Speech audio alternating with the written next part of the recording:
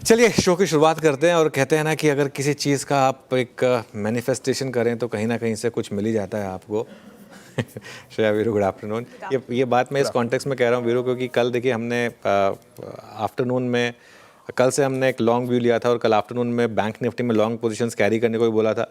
सुबह एक बार तो लग रहा था कि कहीं वो गलत तो नहीं हो गया वो गिफ्ट निफ्टी देखकर, लेकिन जस्ट एट 9 AM वो एचडीएफसी बैंक का आपको तोहफा मिला और उसने काफ़ी हद तक सिचुएशन सुधारी और उसकी वजह से भले एचडीएफसी बैंक खुद कूल ऑफ हो गया हो, लेकिन निफ्टी, बैंक निफ्टी की उसने मदद कर दी और अभी भी शानदार मोमेंटम।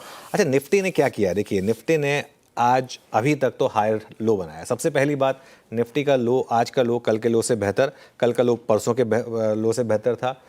कल का हाई था 25,245 और आज सुबह जो हमारी कॉन्वर्सेशन हुई थी कि हायर लो बना देंगे तो पॉजिटिव होगा और अगर हायर हाई भी बना दें तो वो सोने पे सुहागा होगा। तो सोने पे सुहागा होगा या नहीं, अगले 1.5 घंटे में पता चलेगा। लेकिन मार्केट में टेक्सचर क्लियरली अब बाय ऑन डिप्स का है, आज भी, कल भी, परसों भी। अब तीसरा दिन रनिंग है जहां पर बाय ऑन डिप्स पर पैसा बनाए। और दो चीज़ें, उम्मीद के मुताबिक बैंक निफ्टी ने लीड किया। आई थिंक 2 दिन से हम बात कर रहे हैं कि बैंक निफ्टी अब स्ट्रॉन्गर इंडेक्स है और ऑल टाइम हाई की तरफ भी जा सकता है बैंक निफ्टी। बैंक निफ्टी ने लीड किया और आईटी भी देखिए आप, कल से जो साइन दिए हैं उसने, कल भी लोअर लेवल से शानदार रिकवरी थी आईटी में, आज भी लोअर लेवल से शानदार रिकवरी थी और यही भी था कि एचसीएल टेक के नंबर्स के साथ शायद आईटी का बॉटम होगा और ये मोर और लेस कंफर्मेशन मिलता हुआ आज शायद टेक महिंद्रा के नंबर्स पर तो हो सकता है आईटी गिरे ही ना। मतलब obviously let's see Tech Mahindra के नंबर्स कैसे आएंगे, पहले तो ये देख लेते हैं। और अगर यहाँ से बैंकों के नंबर्स अच्छे आए, एक्सिस तो कई बार गूगली दे देता है, लेकिन मेन आईसीआईसीआई बैंक और एचडीएफसी बैंक के नंबर्स होंगे तो वो मार्केट के लिए पॉजिटिव भी हो सकता है। लेट्स सी, इस कॉन्वर्सेशन को आगे बढ़ाते हैं। श्रेया और वीरू को जोड़ते हैं। Shreya, Veeru, good afternoon. Good afternoon. बिल्कुल शानदार रिकवरी आज निचले स्तरों से मार्केट में देखने को मिली और जायंट सेक्टर्स का साथ भी मिल रहा है। आपने अभी जिक्र किया बैंक्स, आईटी सपोर्ट करते हुए, स्पेशली पीएसयू बैंक देखिए, ये इंडेक्स 2% मजबूत और लगातार तीसरा सत्र जो पीएसयू बैंक्स इतने अच्छे परफॉर्म कर रहे हैं। एसबीआई गेनर्स में शामिल है और खबर भी बताई हमने। लेकिन सवाल ये यहाँ से कि क्या अभी स्ट्रैटेजी वही रहेगी जो इतने दिन से हम फॉलो कर रहे हैं बाय ऑन डिप्स की, या फिर अब थोड़ा मूड माहौल चेंज हुआ है, स्ट्रेंथ नज़र आ रही है मार्केट में? अब कौन से लेवल्स इंपॉर्टेंट जो वॉच करना ज़रूरी होगा? देखिए, मैं तो ना स्क्रीन का गुलाम हूँ और मुझे जो स्क्रीन कहती है मैं वो बात करता हूँ और मुझे स्क्रीन 2 दिन से जो कह रही थी मैं वही कह रहा था कि अब आप प्रीवियस डे के लो को स्टॉप लॉस बना दें और बाय ऑन डिप्स करें। मार्केट में देखिए, एक हम ऐसा लेग पूरा प्ले कर चुके थे, उसके बाद मार्केट 11-12 दिन के कंसोलिडेशन के थ्रू गुजरा, जिसमें 1-2 दिन करेक्शन भी आई, भारी करेक्शन आई, इनफैक्ट हमने रेंज भी तोड़ी, उसके नीचे भी गए हम। लेकिन 2 दिन से Nifty higher high higher low बना रहा है। आज देखते हैं अगर आप एक और हायर हाई बना पाते हैं या नहीं बना पाते हैं। अगर आप कल के हाई को क्रॉस कर जाते हैं 25,245, तो वो बहुत बड़ा पॉजिटिव होगा मार्केट के लिए। बैंक निफ्टी पहले से ही मजबूत है और अब आईटी से भी मुझे लग रहा है कि थोड़ा सा सहारा मिलने की उम्मीद है, जिस तरीके से आज निफ्टी आईटी ने भी मूव दिखाए हैं। तो स्ट्रैटेजी अब मेरी वही रहेगी जो परसों से है कि अब डिप्स में बाइंग करें और अपनी लॉन्ग पोजीशंस को कैरी करें। अगर आप चाहें तो अपने आप को ओवरनाइट रिस्क के लिए हेज कर सकते हैं। जैसे कल अगर आपने कैरी किया था, फिर हेज किया था, तो सुबह एटलीस्ट वो एक बार आप डरते नहीं उस गैप डाउन से, वो करना है तो वो आप कर सकते हैं। वैसे ग्लोबल क्यू से बहुत ज़्यादा घबराने की जरूरत नहीं। देखिए कल 400 पॉइंट डाउ जोन्स डाउन था, उसके बावजूद आज हमारी मार्केट को धेले भर का फर्क नहीं पड़ा।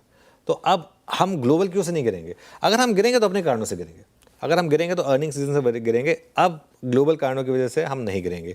निफ्टी की जहाँ तक बात है श्रेया, अब हम उस क्रूशल रेजिस्टेंस के पास हैं।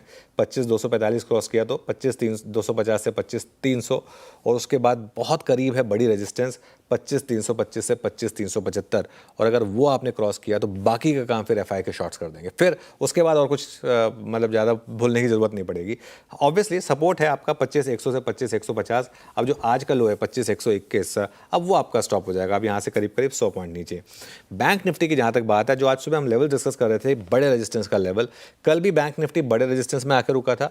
आज भी बड़ा रेजिस्टेंस आपका 57,200 से 57,400 का था। आज भी हमारी अप्रोच जो यही थी कि एक डिप में बाइंग करें और 56,800 का स्टॉप लॉस लगा दें।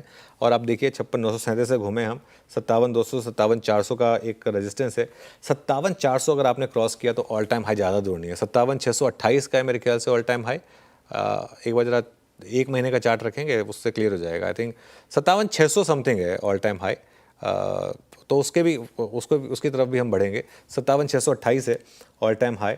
अब आज का लो, अब आपका एक नया स्टॉप लॉस होगा। लेकिन बैंक निफ्टी का ये चार्ट देखिए जो एक महीने का रखा हुआ था, कितना शानदार चार्ट है, बिल्कुल ब्यूटीफुल चार्ट, एक बड़े पोल एंड फ्लैग पैटर्न के ब्रेकआउट की तरफ बढ़ता हुआ। तो ये एक अप्रोच रहेगी मार्केट पर। Veeru, good afternoon. Stock specific आज अच्छे मूव्स हैं। बिल्कुल अनुज, देखिए स्टॉक स्पेसिफिक एक्शन तो कल भी काफ़ी स्ट्रॉन्ग था, परसों भी काफ़ी स्ट्रॉन्ग था अनुज, लेकिन आज बैंक्स वाकई लीड करते हुए, और ये भी कहना पड़ेगा कि पिछले 2 दिन भी हमें अगर स्टेबिलिटी किसी ने प्रोवाइड की तो वो थे बैंक्स। आज SBI QIP की खबर है, लेकिन उससे पहले अगर आप देखें, हमने सुबह अनुज पकड़ा था इस स्टॉक को, कल भी इनफैक्ट पकड़ा था। कल ये 812 पे, उसके बाद आज सुबह 817 पे, now it's 833। But news flow के मुताबिक अगर आप स्टैट्स को देखें अनुज, वो बड़े स्ट्रांगली फ्लो कर रहे हैं। मैं इतना चलने के बाद शायद मेंशन ना करता, लेकिन मैं स्टैट्स कुछ रखना चाहता हूँ। SBI right now centre of attraction, ये इस वक्त सबके रडार पे है। कुछ देर में यतिन से बातचीत करेंगे, लेकिन 7% OI बिल्डअप, सौदे अगर आप देखें 7% बढ़े, 64 लाख। मिड सीरीज में ये डेवलपमेंट काफ़ी बड़ा है। स्टॉक अब ऑलमोस्ट 22 अप्रैल से अपनी पूरी चैनल को काटता हुआ। अब आप सुनिए कि हो क्या रहा है यहाँ पर। 830 की कॉल में शॉर्ट कवरिंग, 840 की कॉल में शॉर्ट कवरिंग और 850 की स्ट्राइक। अब वहीं पर करीब 13,400 कॉन्ट्रैक्ट का मैक्सिमम कॉल OI कंसंट्रेशन है। हालांकि शॉर्ट कवरिंग वहाँ भी है, लेकिन इन टेक्निकल्स, इन डेरिवेटिव्स और इन ऑप्शंस उसके मुताबिक 850 तक कोई हर्डल इस स्टॉक में नहीं है। उसके बाद थोड़ा सा आउट ऑफ फ्लेवर जा रहा हूँ, दैट्स टाटा पावर। स्क्रीन पे लेके आइएगा प्लीज़ एक बार, और यहाँ पर भी आप देखिए तो clear cut case of range breakout Tata power, और ये ऑलमोस्ट अपनी 19 मई के बाद अब तक की सबसे स्ट्रॉन्ग ट्रेजेक्टरी को पार कर रहा है। 1% OI बिल्डअप हुआ। FMCG में एक बार रखूंगा आपकी स्क्रीन पे नेस्ले, इसको देखिएगा 2% स्टॉक ऊपर है, but clear cut range breakout का केस। और मैं यहाँ पे इसको इसलिए चुन के लाया हूँ, 11 अक्टूबर 2024 को इसने 200 डेमा तोड़ा था एग्जैक्टली इसी प्राइस पे, और उसी को रीगेन करता हुआ शॉर्ट होल्डर्स बैकफुट पे नेस्ले। और लास्ट दैट्स M&M। आज अनुज और मैं आप बात कर रहे थे सुबह सुबह ऑटो के डिप की, but look at the reversal in M&M। क्या पलटी खाई इस स्टॉक ने, स्ट्रॉन्ग बाइंग लोअर लेवल से, और सीधे ये अपने ऑल टाइम हाई ट्रेजेक्टरी से बढ़ता हुआ। ऑप्शन एक्टिविटी काफ़ी स्ट्रॉन्ग। अनुज, आज हम बैंकिंग के सिवा किसी और चीज़ की अगर बात करें तो शायद बेईमानी होगी, है ना। वो कहते हैं ना, हम लाए हैं तूफान से कश्ती निकाल के, है ना। ये निफ्टी बैंक ही निकाल के लाया था। ये SBI, ये HDFC बैंक, ये RBL, ICICI bank closer to their earnings. Anuj, लग कैसे रहे हैं इस वक्त? अब ये किस चीज़ के लिए अपने आप को प्रिपेयर कर रहे हैं? देखिए वीरू, आई थिंक मैं थोड़ा सा आपको रेपिटेटिव लगूंगा, लेकिन इस पिछले पूरे 15 दिनों में हमारी यही बात हुई है कि बैंकों पर अपने आप को फोकस रखें। और जो क्वार्टरली अपडेट्स आए थे और जो एडवांस टैक्स कलेक्शन नंबर्स थे, वो भी बैंकों की तरफ से ही सबसे ज़्यादा स्ट्रांग थे। RBL बैंक बार बार बैन में रहता है, परमानेंटली बैन में रहता है, तो इसके लिए मैं उसको कम डिस्कस करता हूँ। सबसे स्ट्रांग स्टॉक वही रहा है वैसे। लेकिन SBI, आई थिंक जैसा आपने बोला ना, SBI काफ़ी समय से साइन दे रहा था कि इसको चलना है। ये काफ़ी समय से अंडर परफॉर्म कर रहा था। इसका प्रीवियस 52 वीक हाई जून 2024 में था 912 का, तो एक सेंस तो बन रही थी कि ये चलेगा स्टॉक। HDFC बैंक ऑब्वियसली अब बोनस और स्पेशल डिविडेंड मार्केट एक्सपेक्ट कर रहा है। वैसे भी ये स्टॉक ऑल टाइम हाई के काफ़ी करीब ही रहा है। अगर एडजस्ट फॉर डिविडेंड देखें तो मोर और लेस ऑल टाइम हाई पर ही है। ICICI बैंक तो ऑल सीजन स्टॉक रहा है पिछले 4 साल से, रेयरली कभी करेक्ट हुआ है ICICI बैंक। आई थिंक बैंकों में मजबूती है। और आप देखिए बैंक निफ्टी में अगर आप और 200 पॉइंट भागेंगे तो आप ऑल टाइम हाई क्लोज पे आ जाएंगे। ऑल टाइम इंटरडे हाई भी सिर्फ 400 पॉइंट ही दूर है। तो बैंकों में तो स्ट्रेंथ है। आई थिंक ये तो वेल डॉक्यूमेंटेड है कि बैंक निफ्टी जो है वो सबसे स्ट्रांग इस समय मार्केट की पॉकेट है। और यही एक थोड़ा सा फैक्टर आपके फेवर में भी जा रहा है, क्योंकि रैली को लीड इसी ने किया था। वो जो पॉलिसी हमारी जो रैली आई थी पोस्ट पॉलिसी, वो बैंक निफ्टी के दम पर आई थी, तो उसको वो लीड कर रहा है। श्रेया, गुड आफ्टरनून ना, आगे बढ़ते हैं शो में। गुड आफ्टरनून, बिल्कुल आगे बढ़ते हैं, लेकिन उससे पहले सवाल बैंकिंग का जिक्र कर लिया वीरेंद्र जी ने। IT स्पेस को लेकर मेरा सवाल है, आप भी थोड़ा उसका जिक्र कर रहे थे। जिस तरीके से स्ट्रेंथ अब नज़र आ रही है, आप स्टॉक्स देखिए, विप्रो, इन्फोसिस जैसे गेनर्स में शामिल, और कल भी हम इस पर चर्चा कर रहे थे, जिस तरीके से गिरावट आई थी, तो अब नहीं लग रहा कि ऑलरेडी और यहाँ से परसिस्ट करेगी। तो क्या स्ट्रैटेजी IT स्पेस पे अब? बिल्कुल, देखिए क्योंकि IT का इंडेक्स ट्रेड नहीं करता है जैसे निफ्टी बैंक या निफ्टी करता है, तो इसके लिए हम जब निफ्टी IT की बात करते हैं तो मैं ETF के थ्रू बात करता हूँ। आई थिंक इन्फोसिस के जब नंबर्स आए थे उसके बाद मैंने एक व्यू लिया था कि थोड़ा सा आप आईटी का ETF यहाँ ले सकते हैं, और HCL टेक के नंबर्स के बाद तो ये कंप्लीट बॉटम आउट हो जाएगा सेक्टर। मैं अभी भी नहीं समझ पा रहा हूँ कि उस दिन TCS इतना क्यों गिरा। अगर आप आज का TCS का चार्ट देखें, एक बार TCS का आज का चार्ट लेकर आइएगा, मैं सच बताऊँ ना आपको, TCS का इतना गिरने का कोई मतलब नहीं था उस दिन, ना ही कल HCL टेक का इतना गिरने का मतलब था। ये आपको हाइंडसाइड में रियलाइज़ होगा, आई थिंक 2-3 हफ्ते बाद आप रियलाइज़ करेंगे कि ये स्टॉक वापस उन लेवल्स पर आ गए। हाँ, अब आज टेक महिंद्रा के नंबर्स हैं, लेट्स सी टेक महिंद्रा के नंबर्स में क्या होता है। लेकिन वो जो मार्केट की प्रोपेंसिटी है ना कि अब IT के नंबर ख़राब आएंगे, अब हम रिएक्ट करेंगे, अब IT के नंबर ख़राब आएंगे, रिएक्ट करेंगे, कुछ हद तक वो अब आउट द विंडो जा रहा है, जो टेक महिंद्रा के प्रोफाइल में, विप्रो के प्रोफाइल में आपको दिखाई दे रहा है। और कुछ तो मार्केट इन्फोसिस को लेकर सेंस कर रहा है, क्योंकि इन्फोसिस देखिए आप, इवन TCS वाले दिन भी जब गिरा वो रिकवर हुआ, HCL टेक वाले दिन भी गिरा लेकिन रिकवर हुआ, आज तो गिरा ही नहीं, आज तो ये उल्टा मतलब पूरे दिन रिकवरी के मूड में रहा। तो क्लियरली आई थिंक IT में भी मोमेंटम बन रहा है। चलिए अब ट्रेंडिंग स्टॉक्स और आज का कार्यक्रम को मिल लेते हैं। बिल्कुल, ट्रेंडिंग स्टॉक्स की बात करते हैं और जिस तरीके से मार्केट ने निचले स्तरों से रिकवरी दिखाने की कोशिश की है। शुरुआत करेंगे तेजी के ट्रेंडिंग काउंटर्स के साथ। कहां पर आज जोरदार एक्शन, अभी आपके स्क्रीन पर SBI। चर्चा करते हैं QIP की खबर के बीच 2% से ज्यादा उछल के टॉप गेनर्स में शामिल है। नेस्ले इंडिया FMCG पैक के चुनिंदा स्टॉक्स में खरीदारी होती हुई नजर आएगी आपको। ये स्पेस भी फोकस में 2% भाग गया। विप्रो अगेन IT स्पेस से, इन्फोसिस 1.5% से ज्यादा की तेजी दोनों ही काउंटर्स में आपको नजर आएगी। वोडाफोन आइडिया में आज खरीदारी आती हुई नजर आ रही है 3% से ज्यादा।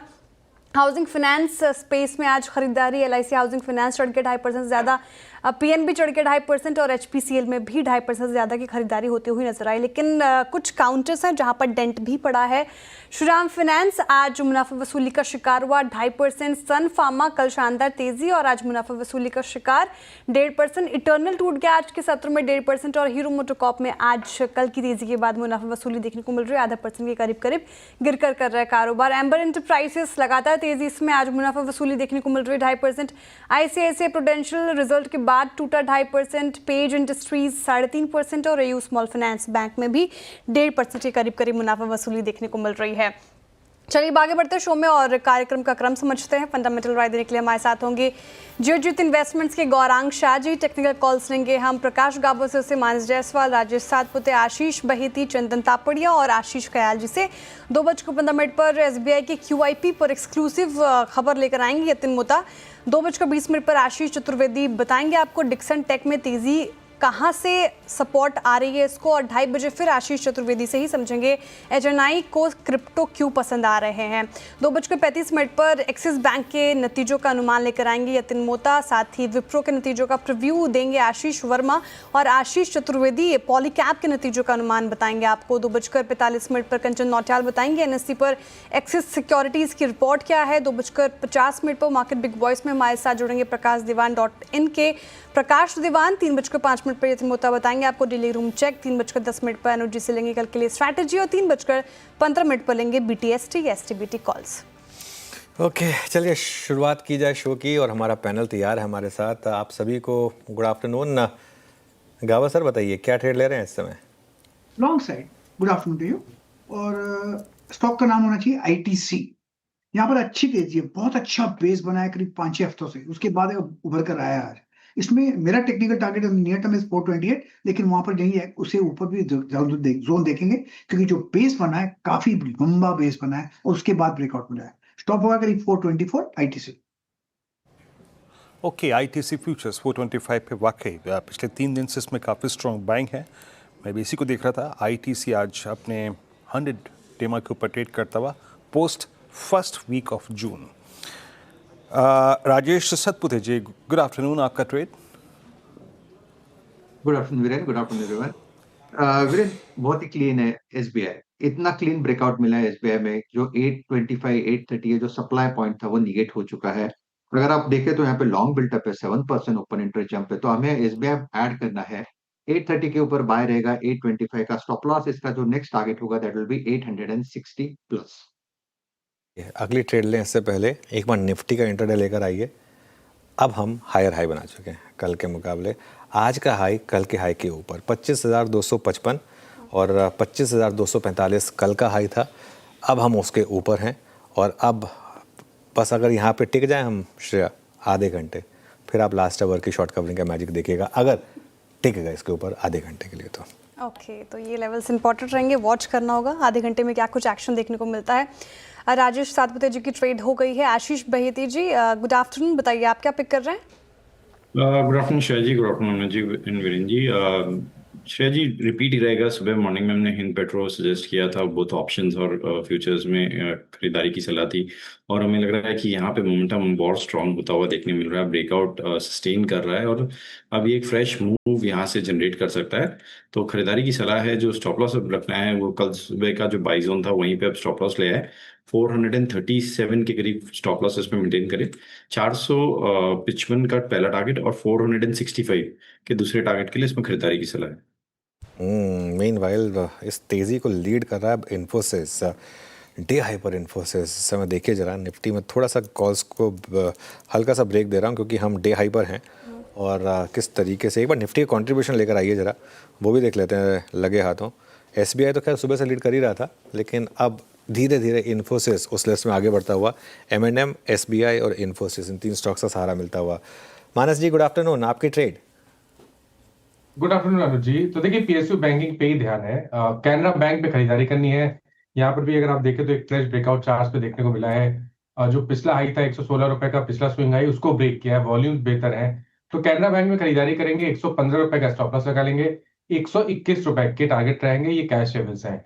115 वाला कॉल ऑप्शन ले सकते हैं, 4 रुपए 25 पैसे 30 पैसे पे ट्रेड हो रहा है।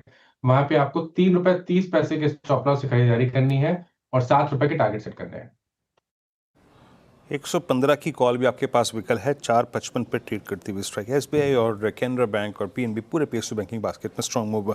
आशीष कयाल जुड़ चुके हैं, और आशीष गुड आफ्टरनून, आपका ट्रेड इस वक्त का? देखिए, मेरा जो ट्रेड होगा वो कैश सेगमेंट से पीजी इलेक्ट्रोप्लास्ट लिमिटेड है। यहाँ पर एक अच्छा खासा रुझान बन रहा है पिछले 2 दिनों से, और आज के दिन भी मोमेंटम जारी है, वॉल्यूम्स बहुत जबरदस्त पिकअप हो रहे हैं, और इसने एक अच्छा खासा 10 डीए में क्रॉस ओवर दिया है 20 के ऊपर भी। तो ओवरऑल ट्रेंड पॉजिटिव लग रहा है, यहाँ पर लॉन्ग पोजीशंस क्रिएट की जा सकती है। टारगेट ऊपर में 875 का रख सकते हैं, स्टॉप लॉस लगाना होगा 800 रुपए का। ओके, पीजी इलेक्ट्रोप्लास्ट शानदार मूव इस पर्टिकुलर काउंटर में पिछले कुछ सत्रों से हम देख रहे हैं। डे हाई पर आज भी कारोबार करता हुआ नजर आएगा 2.5% की तेजी के साथ। टेक्निकल कॉल्स हो गए पूरे, एक बार आपके सामने रख देती हूँ। गावस्कर ने आईटीसी पिक किया है, यहाँ पर दाव लगाने की सिफारिश उनकी तरफ से। राजेश सातपुते जी को एसबीआई पसंद आ रहा है, सभी के रडार पर एसबीआई कंट्रीब्यूटर प्लेट्स में शामिल। शानदार रैली इस पर्टिकुलर काउंटर में भी, यहाँ पे खरीदारी की राय। आशीष बहेती जी, हिंद पेट्रो जो सुबह इन्होंने दी थी वही उसी के साथ चल रहे हैं, और यहाँ पे खरीदारी की राय। स्टॉप लॉस और टारगेट जॉट डाउन करते हुए जाइए। मानस जी कैनरा बैंक पर बेट लगा रहे हैं, ये काउंटर उनको पसंद आ रहा है। और आशीष कयाल जी ने अभी पीजी इलेक्ट्रोप्लास्ट सुझाया। मार्केट एट डेज हाई, आप देखें निफ्टी 25 249 के लेवल पर, 39 के लेवल पर इनफैक्ट कारोबार करता हुआ नजर आएगा। बैंक निफ्टी में भी शानदार रैली, डे हाई के आसपास ही बैंक निफ्टी भी दिखेगा आपको।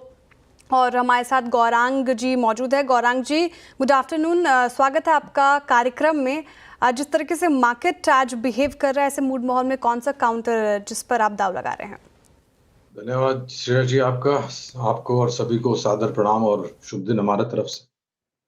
तो कार्यक्रम की शुरुआत में अनुज भाई ने आईटी क्षेत्र का जिक्र किया था, और हम भी जब इस हफ्ते मंगलवार को जुड़े थे तभी भी चर्चा करी थी, पिछले हफ्ते टीसीएस के नतीजे के बाद भी चर्चा करी थी। पसंद आता है, और आईटी क्षेत्र से ही दिग्गज कंपनी टेक महिंद्रा, यहाँ पर लंबी अवधि के लिए बुनियादी दर के आधार पर खरीदारी की राय है।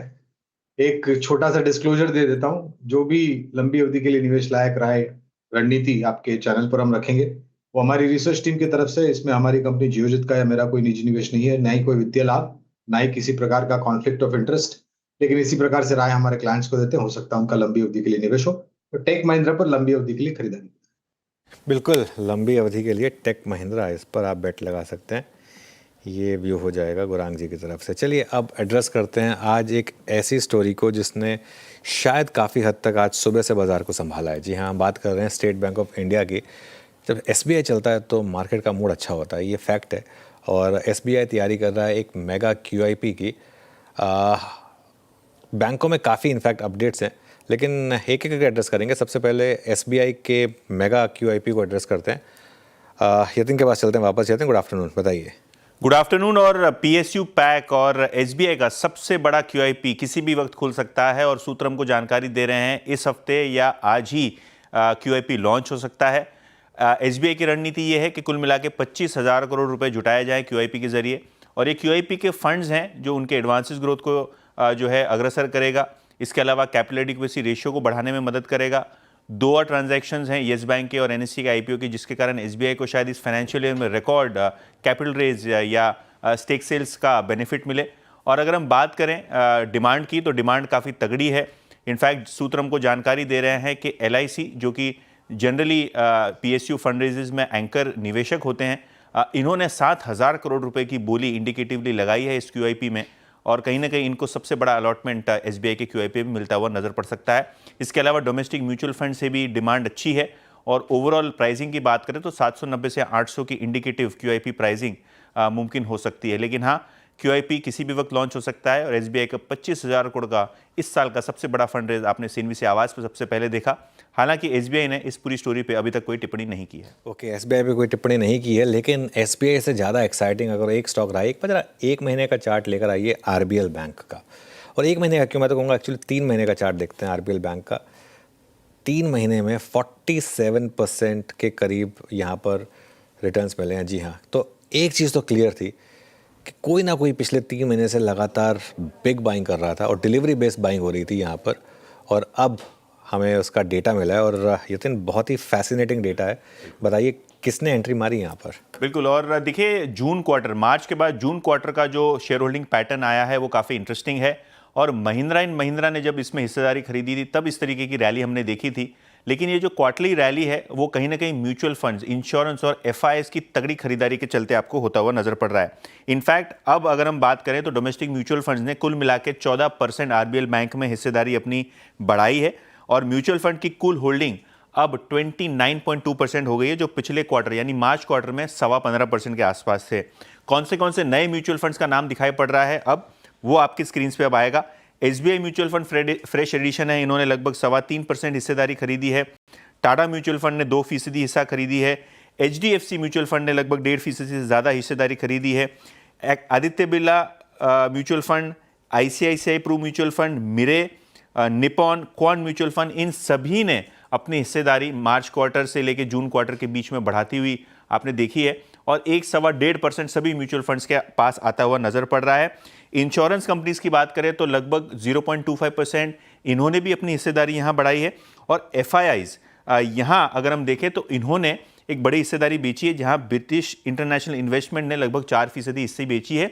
और अगर हम रिटेल की बात करें तो रिटेल निवेशकों का 10% से ज़्यादा हिस्सा जो है कम हुआ है आरबीएल बैंक में, और पूरा हिस्सा जो रिटेल का है वो म्यूचुअल फंड की तरफ शिफ्ट होता हुआ दिखा है हमको।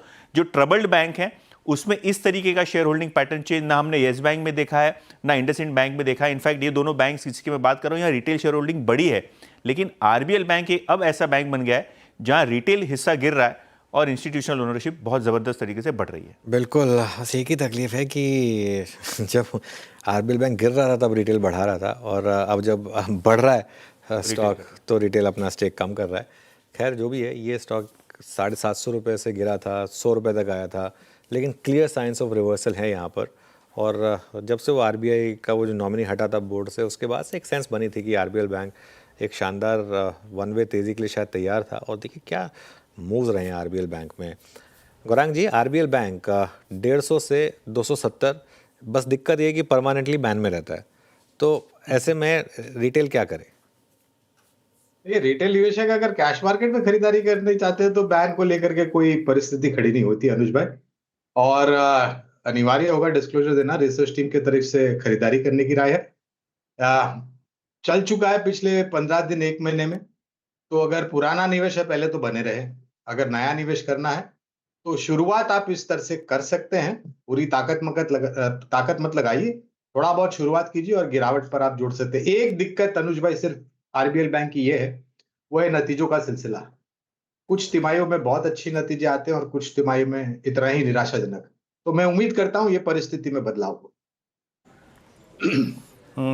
आरबीएल बैंक और 269 का भाव जो है ना, मुझे आरबीएल बैंक में कुछ मेरी याददाश्त ताज़ा कर रहा था।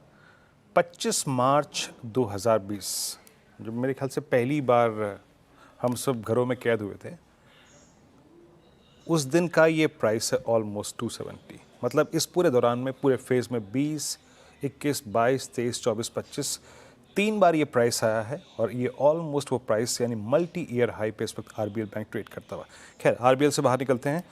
अभी कुछ देर पहले मैं नेस्ले का जिक्र कर रहा था अपने, आई थिंक हाँ, चार्ट सेटअप में। फिर एक कॉल और आया था एफएमसीजी में, मेरे ख्याल से प्रकाश सर का, आईटीसी, वरुण बेवरेजेस को लेके आई है। ये वो स्टॉक था, मैं थोड़ा सा यहाँ पे लॉजिक रिवर्सल वाला भेड़ रहा हूँ। ये ट्रेड पहले पिक किया था शिल्पा जी ने, अब 480 पे, और उन्होंने पिक किया था मेरे ख्याल से 465 या फिर 60 के आसपास। आपका व्यू क्या है इस पर राजेश सतपुते? आज इसने 50 डेमा पार कर लिया इस रिवर्सल में, पूरे एफएमसीजी में बाइंग है। ये ट्रेड अभी चलेगा क्या? आई मीन कैरी करना चाहिए इसको? डेफिनेटली कैरी करना चाहिए। अच्छा, आप कह सकते हैं वीरेंद्र जी, अगर आप वीबीएल का, वरुण बेवरेजेस का डेली चार्ट देखा तो ये कॉन्ट्रा बाय सेटअप है।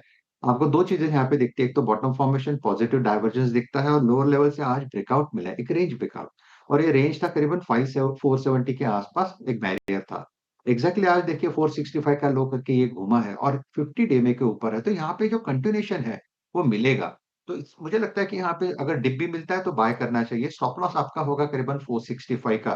सामने जो टारगेट है यानी पहला पड़ा हुआ आएगा करीबन 500 के आसपास, जहां पे कॉल राइटर खड़े हैं। लेकिन जनरली मैंने देखा है कि ये निगेट हो जाता है और ये मोमेंटम कंटिन्यू होता है, तो मुझे लगता है ये करीबन 520 तक जाएगा, जो इसका 200 दिया हुआ है। ओके, चलिए अब थोड़ा सा आगे बढ़ते हैं और बात करते हैं एक और स्टॉक की, डिक्सन टेक्नोलॉजीज़। यहाँ पर अच्छी तेज़ी है। दरअसल कंपनी ने एक बड़ी डील की है सिंगापुर की क्यू टेक्नोलॉजीज़ की सब्सिडरी क्यूटेक इंडिया में 51% हिस्सा खरीदने जा रही है। इस डील के फ़ायदे और ब्रोकरेज रिपोर्ट बताने के लिए आशीष जुड़े हमारे साथ। आशीष, गुड आफ्टरनून, रिविजिट करते हैं इसे। गुड आफ्टरनून अनुज जी। ये स्टॉक ने एक्सेप्शनल रिटर्न्स दिए, कंपाउंडिंग मशीन बन चुका है ये स्टॉक। अब पिछले 5 साल का CAGR देखिए, 65% CAGR से लगातार कंपाउंड होता जा रहा है। स्टॉक में बड़ी तेज़ी देखने को मिल रही है और इसके पीछे कारण है कि हाल ही के कुछ दिनों में आपने देखा होगा कि लगातार खबरें आ रही हैं और इनका जो बैकवर्ड इंटीग्रेशन है ये लगातार मजबूत होता जा रहा है। जैसे कि आपने अभी बताया कि क्यूटेक इंडिया, इनमें इन्होंने 51% हिस्सेदारी खरीदी है और JV किया है, जिसके चलते अगर आप देखें तो कैमरा और फिंगरप्रिंट मॉड्यूल इसकी मैन्युफैक्चरिंग करेंगे। इससे पहले अगर आप देखें तो प्रोडक्ट तो बन जाता था भारत में, लेकिन जो कंपोनेंट है इसकी सोर्सिंग विदेश से ही होती थी। लेकिन लगातार अगर आप देखें तो कंपोनेंट की जो मैन्युफैक्चरिंग है इसमें अपनी पकड़ लगातार मजबूत करते जा रहे हैं। सिर्फ इतना ही नहीं है, एक और कंपनी है चोंगकिंग युहाई, आई होप मैं इसका नाम सही ले रहा हूँगा, लेकिन इसमें भी इन्होंने JV किया है और यहाँ पर अगर आप देखें तो मोबाइल फ़ोन और लैपटॉप इसके कंपोनेंट्स को ये मैन्युफैक्चरिंग करेंगे। साथ में अगर आप देखें तो इसी महीने लाइटनियम टेक्नोलॉजीज़, इसके साथ भी इन्होंने करार किया था, जहां पर लाइटिंग प्रोडक्ट्स की अपनी मैन्युफैक्चरिंग बढ़ाने के लिए पर फोकस था। तो लगातार अगर आप देखें तो कोलैबोरेशन और JVs होते जा रहे हैं, जिसके चलते काफ़ी मजबूत हो रहा है और ब्रोकरेज हाउस और ज़्यादा बुलिश होते नजर आ रहे हैं। अब सबसे पहले अगर आप देखें तो जो रिपोर्ट निकल कर आई नोमरा की तरफ से, इसमें कह रहे हैं कि क्यूटेक इंडिया के साथ इन्होंने जो JV किया है इसके अंदर पोटेंशियल है कि EPS में सब्सटैंशियल 5% की बढ़त आपको देखने को मिल सकती है और इसी के चलते स्टॉक इन्हें पसंद है। खरीदारी की राय दे रहे हैं 21,409 के टारगेट के लिए। और CLSA की जो रिपोर्ट है ये भी बड़ी खास रिपोर्ट है। इसमें तो एक है कि हाई कन्विक्शन स्टॉक है और स्मार्टफोन में जो वैल्यू एडिशन पहले था ये पहले करीब 15 से 17% था, लेकिन ये जो नए JV हुए हैं इससे अब ये जो वैल्यू एडिशन है बढ़कर 45 से 55% हो चुका है। और इतना ही नहीं, ये एक्सटर्नल रेवेन्यू स्ट्रीम बता रहे हैं, इसके चलते मार्जिन्स में 150 से 200 बेसिस पॉइंट इसका इजाफा देखने को मिल सकता है। तो CLSA को भी ये स्टॉक पसंद है और टारगेट है पूरा 19,000 रुपये का। ओके, शुक्रिया आशीष। ब्रोकरेजेस भी बुलिश डिक्सन को लेकर 21,000 तक के टारगेट दे रहे हैं, यानी कि अगर कंपेयर करूं तो 35% का अपसाइड पोटेंशियल नज़र आ रहा है डिक्सन टेक पर, नोमुरा को स्पेशली।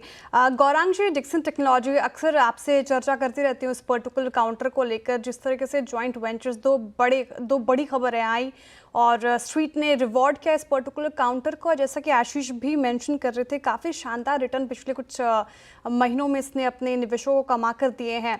अब जिस तरीके से खबरें आ रही हैं, स्टॉक रिएक्ट कर रहा है जिनके पास नहीं है, क्या इन स्तरों पर फ्रेश बाइंग की सलाह होगी लॉन्ग टर्म के लिहाज से, या फिर थोड़ा अभी वेट करें? आपकी एनालिसिस क्या कहती है? देखिए श्रेया जी, मेरे ख्याल से पिछले हफ्ते इसी पर कुछ खबर आई थी, अगर मेरी याददाश्त बराबर है तो।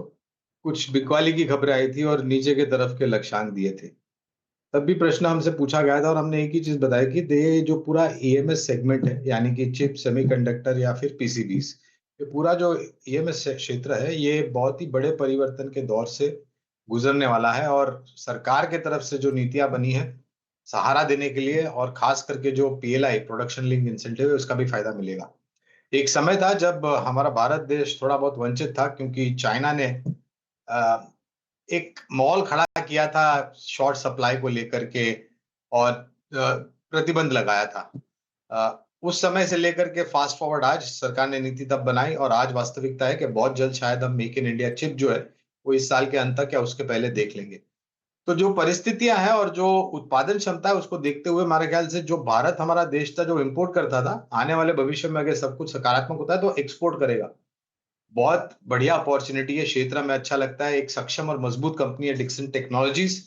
खरीदारी की राय इस क्षेत्र में हमारी जो है वो पीजी इलेक्ट्रोप्लास्ट पर है, जिसने पिछले हफ्ते और आज और कल बहुत ही शानदार रुझान दिया हुआ है।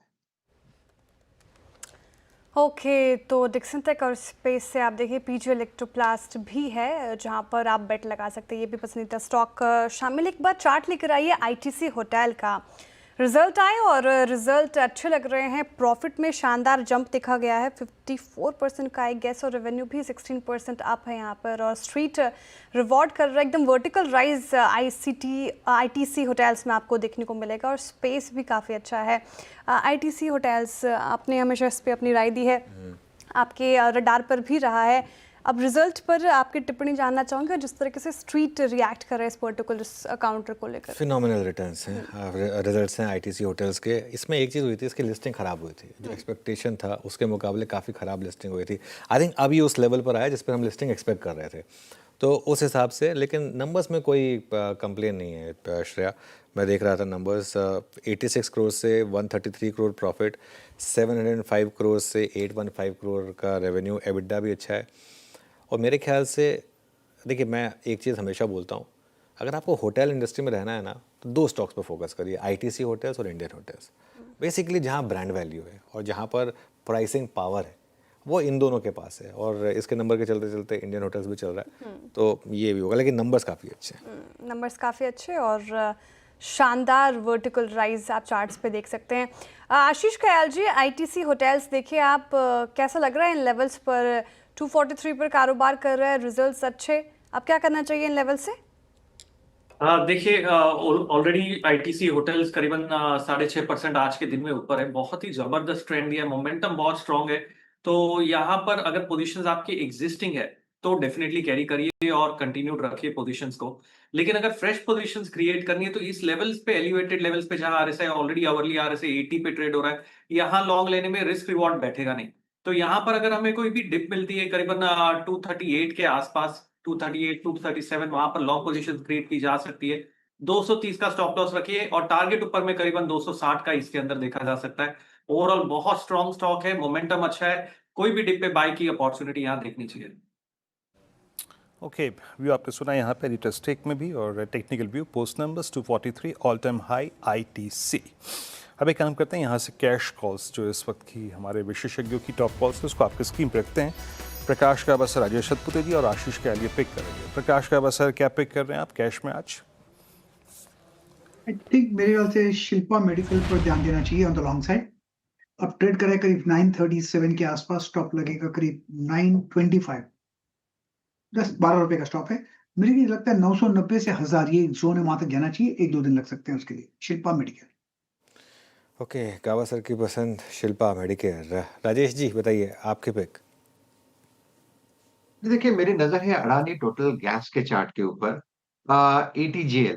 देखिए, जिस तरह से पैटर्न पैन आउट हो रहा है, एक बड़ा ब्रेकआउट हुआ पिछले आप 10 दिन से देखिए, स्लोली स्लोली ड्रैग हो रहा है, लेकिन ये अपने सपोर्ट पे के बैठा है। और आज पहली बार ऐसा हो रहा है कि यहाँ पे बुलिश एंगल्फिंग कैंडलस्टिक बन रही है। तो यहाँ पे मुझे लगता है ये मोमेंटम जाएगा करीबन 680-85 तक।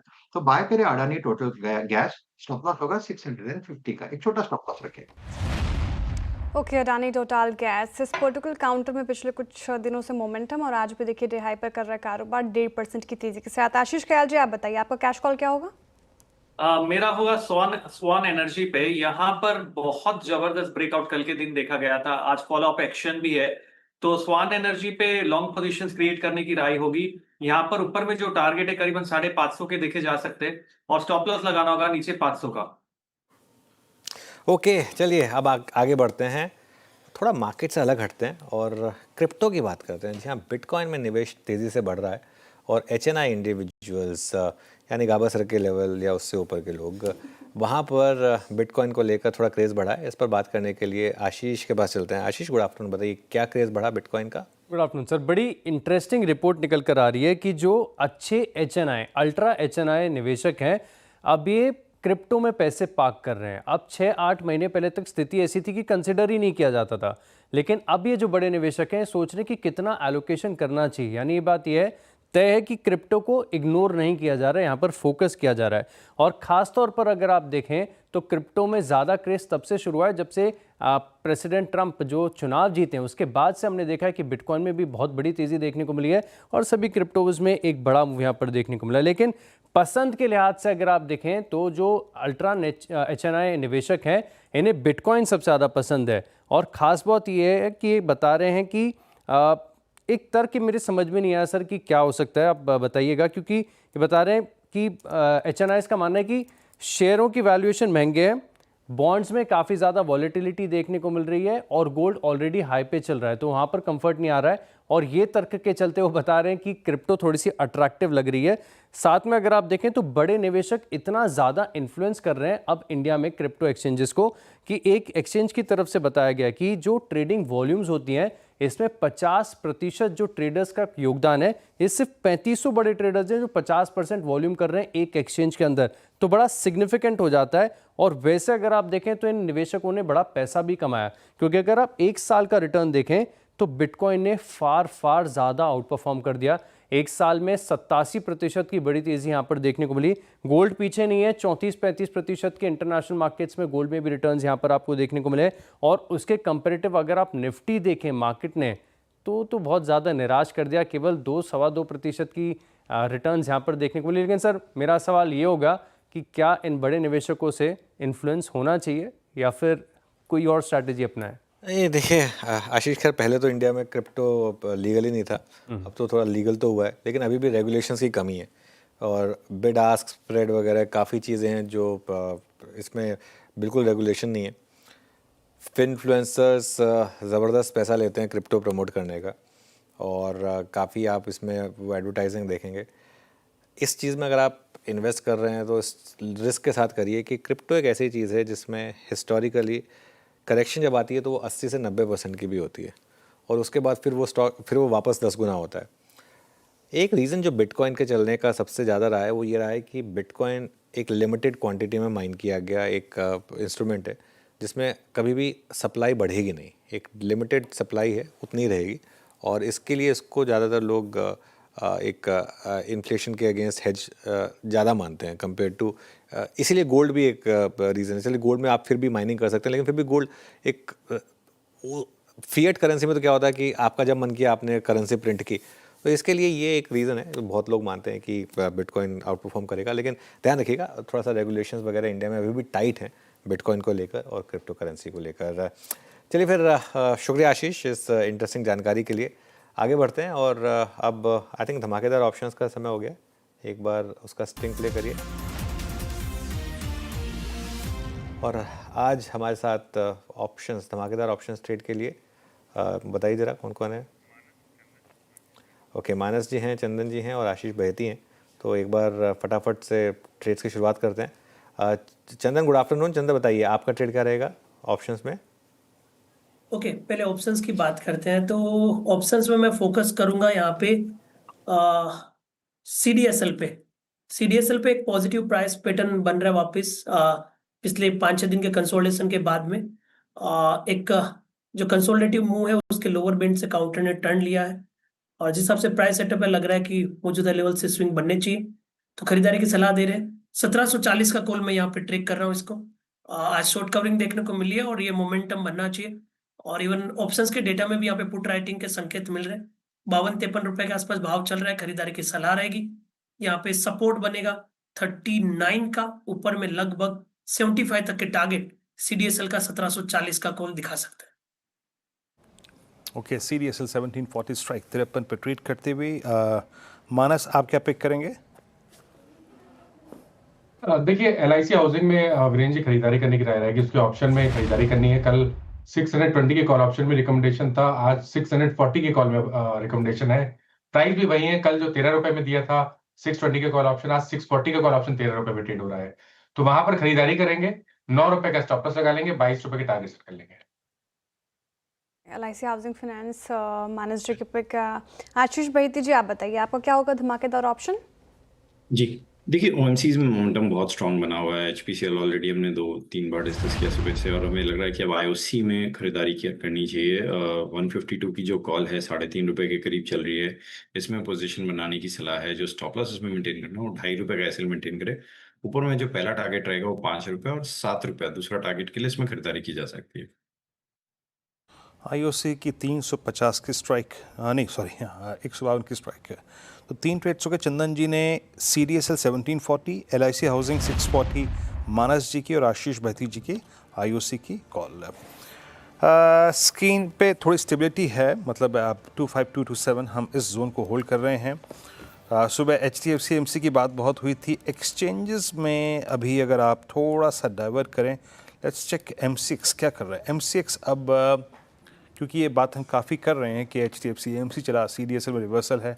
चंदन, आपकी लिस्ट ऑफ प्रिफर्ड स्टॉक्स में मतलब MCX भी था, आप लोगों ने काफ़ी कंस्ट्रक्टिव व्यू शेयर किया था, यहाँ पर बहुत तेज़ी कार्रवाई भी थी। अब वो डिप आया, वो थोड़ा बहुत आके थम गया है 20 डे पे। अब बाइंग 3-4 दिन से विजिबल है। ट्रेडिंग प्रोस्पेक्टिव से क्या व्यू है आपका यहाँ पे 8380 पर MCX पर? बिल्कुल, देखिए ट्रेडिंग सेटअप की बात करें तो लास्ट वीक के करेक्टिव मूव के बाद वापस 2 दिनों से स्टेबिलिटी, हालांकि मोमेंटम उतने बड़े नहीं है जितने इस काउंटर में हुआ करते हैं, क्योंकि थोड़ा सा स्ट्रक्चर है वो वीकली चार्ट में एक पोज लिया था। बट आई बिलीव कि 8020 के जो बॉटम बने रिसेंटली वो एक बार के लिए शॉर्ट टर्म के लिए बॉटम का काम करेंगे। आई थिंक कोई भी डिप आता है खरीदारी की सलाह ही रहेगी। यहाँ पे सपोर्ट रहेगा 8150 के आसपास का, वापिस MCX 8700 की तरफ बढ़ सकता है। MCX में जो 2-3 पहले बड़े ट्रेडर्स के फेवरेट स्टॉक्स थे ना, उनमें मूव आ रहे हैं। MCX हो गया, CDSL हो गया, अभी चंदन ने हाउसिंग फाइनेंस का जिक्र किया। पावर स्पेस में मैंने 2 बजे वकालत की थी, आई थिंक टाटा पावर की। आप देखिए पावर स्पेस के व्यू को, और ज़रा please tick by tick chart रखिएगा ज़रा NTPC का। अब NTPC के इस चार्ट को, इस प्राइस को मैं अभी स्क्रीन पे इसलिए रख रहा हूँ, एक तो टाटा पावर खुद डे हाई पर आ गया, सारे ऑप्शन टाटा पावर के ब्लास्ट हो चुके हैं। जरा प्लीज़ टाटा पावर भी रखिएगा, NTPC भी रखिएगा। और NTPC इस वक्त स्क्रीन पर रखने का उद्देश्य ये था कि टाटा पावर कि NTPC अप्रोच कर रहा है अब अपने 200 डे एक्सपोनेंशियल मूविंग एवरेज को। ये बड़ा है एक आई थिंक चार्ट से डेवलपमेंट। आप देखिए आशीष कयाल जी, इस वक्त टाटा पावर, NTPC और SJVN सब में मूव आ रहा है पावर स्पेस में। आप किसके ज़रिए मतलब तेज़ी खेलना चाहेंगे? पावर में कौन सा स्टॉक आपको इंप्रेस करा है? SJVN में शॉर्ट कवरिंग है। देखिए ओवरऑल अगर आप तीनों ही स्टॉक्स को देखें तो यहाँ पर जो आउट परफॉर्म करता हुआ नजर आ रहा है वो टाटा पावर है। तो मेरे ख्याल से टाटा पावर के अंदर बहुत ही क्लियर हायर लो फॉर्मेशन बना है, और यहाँ पर जो रुझान आज के दिन भी देखा जा रहा है, टाटा पावर करीबन 2% से ज्यादा की तेजी दिखा रहा है। तो टाटा पावर के साथ मैं जाना चाहूंगा। ऊपर में जो टारगेट टाटा पावर के निकल कर आते हैं वो करीबन 430 का देखा जा सकता है। जो स्टॉप लॉस लगाना होगा नीचे करीबन 402 के लेवल का लगाना होगा। उसके बाद अगर आप देखें तो NTPC एक कंसोलिडेशन कर रहा है काफी 4 दिनों से, और इसका ब्रेकआउट आएगा विरुद्ध 345 के ऊपर। बहुत ही अच्छा ब्रेकआउट 345.80 के ऊपर प्रिसाइजली बहुत जबरदस्त ब्रेकआउट दे सकता है। तो NTPC पे नजर बनाए रखें। 345.80 अगर ब्रेक करता है और क्लोज होता है वहां पर, तो मेरे ख्याल से एक शॉर्ट टर्म में रुझान बन सकता है पॉजिटिव 360 के लेवल्स के लिए। इसमें स्टॉप लॉस लगाना होगा 336 का। तो पहला प्रेफरेंस टाटा पावर है, दूसरा NTPC। चलिए आगे बढ़ते हैं। 4 का चौका की शुरुआत करेंगे। सस्ता ऑप्शन आशीष बहेती जी आपसे लेंगे, उसके बाद चलेंगे चंदन जी के पास FNO सुपरस्टार के लिए, मानस जी के पास चार्ट का चमत्कार के लिए, और उसके बाद गौरांग जी हैं हमारे साथ मिड कैप फंड ट्रेड के लिए। आशीष जी, सस्ता ऑप्शन। जी अनुज जी, एनएचपीसी में की कॉल में खरीदारी की सलाह रहेगी। एटीएम जो कॉल चल रही है 88 वाली, ₹2.30 के करीब ट्रेड कर रहा है। यहाँ पे पोजीशन बनाई जा सकती है। जो स्टॉप लॉस इसमें मेंटेन करना है वो ₹1.70 का एसएल मेंटेन करे। ऊपर में मुझे लगता है इसमें ₹4 तक का टारगेट देखने मिल सकता है। ओके, सस्ता ऑप्शन के लिए एनएचपीसी पिक किया है आशीष बहेती जी ने। एफएनओ सुपरस्टार के लिए चंदन तापड़िया जी हैं। बताइए चंदन जी, क्या होगा आपका एफएनओ सुपरस्टार? बिल्कुल देखिए श्रेया जी, मैं फोकस करूंगा यहाँ पे पीएसयू बैंक्स की। और पीएसयू बैंक्स में काफी अच्छा मूवमेंट पिछले 3 दिनों से देखने को मिल रहा है और कहीं ना कहीं बैंक निफ्टी में भी नीचे के लेवल से रिकवरी अच्छी हुई है। तो केनरा बैंक पे यहाँ पे फोकस रहेगा। केन बैंक देखे तो 3 दिन से यहाँ पे बढ़त है और वीकली चार्ट पे देखे तो एक पॉजिटिव प्राइस पैटर्न बन के नजर आ रहा है। तो यहाँ पे खरीदारी की सलाह रखेंगे। 114 का सपोर्ट है, ऊपर में लगभग 123 तक के टारगेट केनरा बैंक दिखाना चाहिए। ओके, केनरा बैंक इस कार्यक्रम में दूसरी बार ये कॉल गई, यानी स्ट्रॉन्ग कन्वर्शन हमारे पैनल का इस वक्त पीएसयू बैंक्स पे। मानस, आपका आज का चार्ट का चमत्कार? देखिए चार्ट के चमत्कार के लिए टाटा पावर पे ध्यान देना चाहिए। काफी समय से हम इसमें कंसोलिडेशन देख रहे हैं, लेकिन आज के पैटर्न को देख के लग रहा है कि टाटा पावर बिल्कुल तैयार है एक फ्रेश ब्रेकआउट के लिए। काफी बेहतर वॉल्यूम भी देखने को मिले हैं आज। आई थिंक टाटा पावर में करंट लेवल्स पे खरीदारी करनी चाहिए। स्टॉप लॉस 407 का लगाएंगे और 425 ₹425 के टारगेट सेट करेंगे। ये कैश टेबल्स है। चाहे तो 410 वाला कॉल ऑप्शन ₹10 पे ट्रेड हो रहा है, वहां पर आप खरीदारी कर सकते हैं। ₹6.90 के स्टॉप लॉस से इस ऑप्शन में खरीदारी करेंगे और ₹16 के टारगेट सेट करेंगे। ओके, चलिए, तो ये अब तक 3 ट्रेड्स हुई। अब चलते हैं गौरांग जी के पास एक मिड कैप फंडा पिक के लिए। गौरांग जी, क्या पिक किया?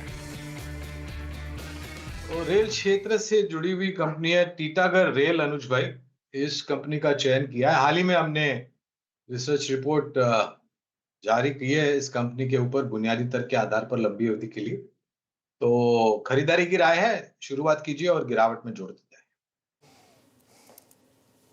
रेल सिस्टम से आपका बाय कॉल है। 4 ट्रेड्स पे किया हमने। शुरुआत की थी आशीष बहेती जी से। पावर स्पेस में याद रखिएगा स्क्रीन पे एक बड़ा ही शानदार मोमेंटम आ रहा है। NHPC, Tata power, NTPC, SJVN. NHPC की 88 की कॉल आपने बाय की वकालत की यहाँ पर। उसके बाद चंदन तापड़िया जी का ट्रेड आया। एक और hot buzzing super swing provide करता हुआ पीएसयू बैंकिंग बास्केट केंद्र बैंक आपकी कॉल 123 की। टाटा पावर मानस जी का आज का कन्विक्शन ट्रेड रहा चार्ट्स पे, और अभी अभी गौरांग जी ने टीटागढ़ को पिक किया। निफ्टी स्टिल अभी भी दिन के सर्वोच्च स्तरों के आसपास है। ट्रेड्स इस कार्यक्रम में अच्छे मिले हैं। मानस ने कुछ देर पहले एलआईसी हाउसिंग फाइनेंस की एक कॉल पिक की थी, वो अच्छा करती हुई डे हाई पर। जरा प्लीज़ रखेंगे 640 की स्ट्राइक। अभी अभी मानस ने यहीं पे मतलब धमाकेदार ऑप्शंस में पिक की थी। जरा 640 की कॉल लेके आइए। ये पिक की गई थी अप्रॉक्सीमेटली 13 पे, और 2 रोज़ पहले ही उन्होंने 620 की कॉल पिक की थी 13 पे। तो वो सारे के सारे ट्रेड्स वेल इन ग्रिप मेरे ख्याल से भी प्राइस नहीं आ रहा है, कुछ देर बाद देख लेंगे। और मैं स्क्रीन को रीड करके एक और चीज़ देख रहा हूँ कि जब निफ्टी, ये देखिए, ये हो गई 1365, एक 20 डेमा के जोन को क्रॉस करने की तैयारी कर रहा है। तो बहुत सारे ऐसे स्टॉक्स भी हैं जिनमें पेन था, लेकिन अब वो रिवर्सल जनरेट करते हुए लेके आइएगा आप एसबीआई कार्ड्स। और ठीक मैंने मानस से सुबह यही प्रश्न किया था कि मानस, ये 100 डेमा एक रिवर्सल पॉइंट है कि नहीं है? मानस, सुबह याद है मेरा डिस्कशन शायद आप ही से हुआ था ना? क्या ये अब कंसिडर करने लायक है रिवर्सल के लिए? मतलब जो ट्रेडर हैं, खेलना चाहते हैं अच्छे रिवॉर्ड को। मेरा समझना है कि थोड़ा वेट करना पड़ेगा। कम से कम अगर हम देखें इंटरडे चार्ट के बेसिस पे, तो कम से कम ₹912 का आंकड़ा क्रॉस हो जाने दे, तभी खरीदारी करें। अगर 912 के ऊपर निकलेगा तो आपको जो ट्रेडिंग टारगेट सेट करने हैं वो 935 के करने हैं। वहां पर फिर से स्टॉक को रिव्यू करना पड़ेगा, लेकिन अभी थोड़ा सा इंतजार करें तो बेहतर रहेगा। चलिए, अब एक स्टॉक की बात करते हैं। आज टॉप गेनर्स में शुमार नेटवर्क 18। एक बार स्टॉक लेकर आइए। उसका स्टैंडर्ड डिस्क्लेमर, जो चैनल आप देख रहे हैं ये नेटवर्क 18 का ही हिस्सा है, लेकिन 25 करोड़ शेयर्स का वॉल्यूम यहाँ पर और 16% स्टॉक ऊपर। नंबर्स आए कल, और उसके बाद हमने बात की कंपनी के मैनेजिंग डायरेक्टर राहुल जोशी जी से। एक बार सुनते हैं इस कॉन्वर्सेशन का एक छोटा सा हिस्सा।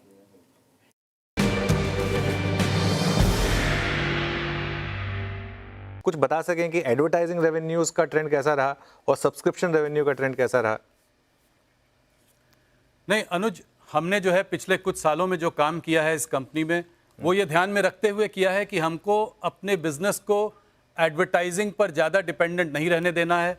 हमको अल्टरनेट सोर्सेज ऑफ रेवेन्यू देखने हैं, जिससे कि हमारा जो पोर्टफोलियो है वो डाइवर्सिफाई हो सके, वो सिर्फ एक सोर्स ऑफ रेवेन्यू पे डिपेंड ना करे। ये माना कि आज भी एडवर्टाइजिंग सबसे बड़ा सोर्स ऑफ रेवेन्यू है, पर पिछले 3-4 सालों में हमने सब्सक्रिप्शन रेवेन्यू पर बहुत काम किया है। मनी कंट्रोल पे हमने एक money control pro product launch किया जो कि पेवॉल के पीछे है। कुछ ही सालों में, 4 सालों में 1 मिलियन पेड सब्सक्राइबर्स हमारे पास हैं। विश्व में हम top 15 paid subscription news organisations में से हैं। तो ये एक बहुत बड़ा, इसने एक हमारे लिए एक बहुत बड़ा रेवेन्यू स्ट्रीम खोला।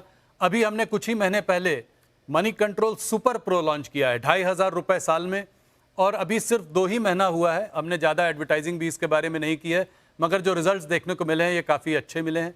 आपको पता है कि हम लेंडिंग की ओर भी जा रहे हैं। हमारे प्लेटफॉर्म पर आज अनसिक्योर्ड लोन्स लोग ले सकते हैं। हम सिर्फ एक वाया मीडिया हैं अपने लेंडिंग पार्टनर्स के लिए, कोई डिफ़ॉल्ट रिस्क हमारे बैलेंस शीट पे नहीं है, पर जिस वो हमें कमीशन मिलता है वो भी एक नया रेवेन्यू सोर्स खुल गया है, तो हम लेंडिंग की ओर भी जा रहे हैं।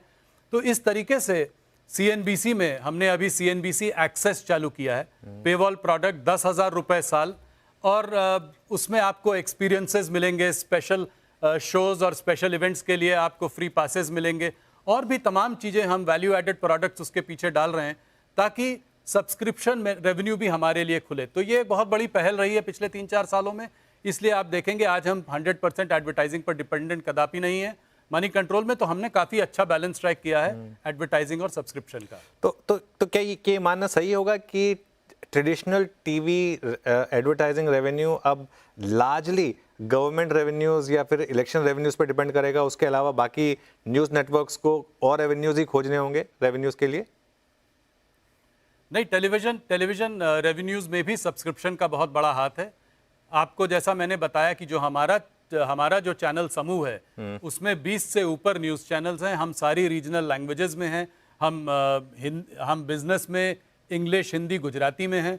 तो जो हमारा स्पैन है वो इतना बड़ा है कि हमको आज टेलीविज़न सब्सक्रिप्शन रेवेन्यू का भी लायन शेयर इंडस्ट्री का मिलता है। तो वो लोगों का ये मानना है कि वो सब्सक्रिप्शन रेवेन्यू ग्रो नहीं कर रहा है, पर हमारे लिए वो बहुत कंसिस्टेंट सोर्स ऑफ रेवेन्यू है, हालांकि सब्सक्राइबर्स उसमें गिर जरूर रहे हैं।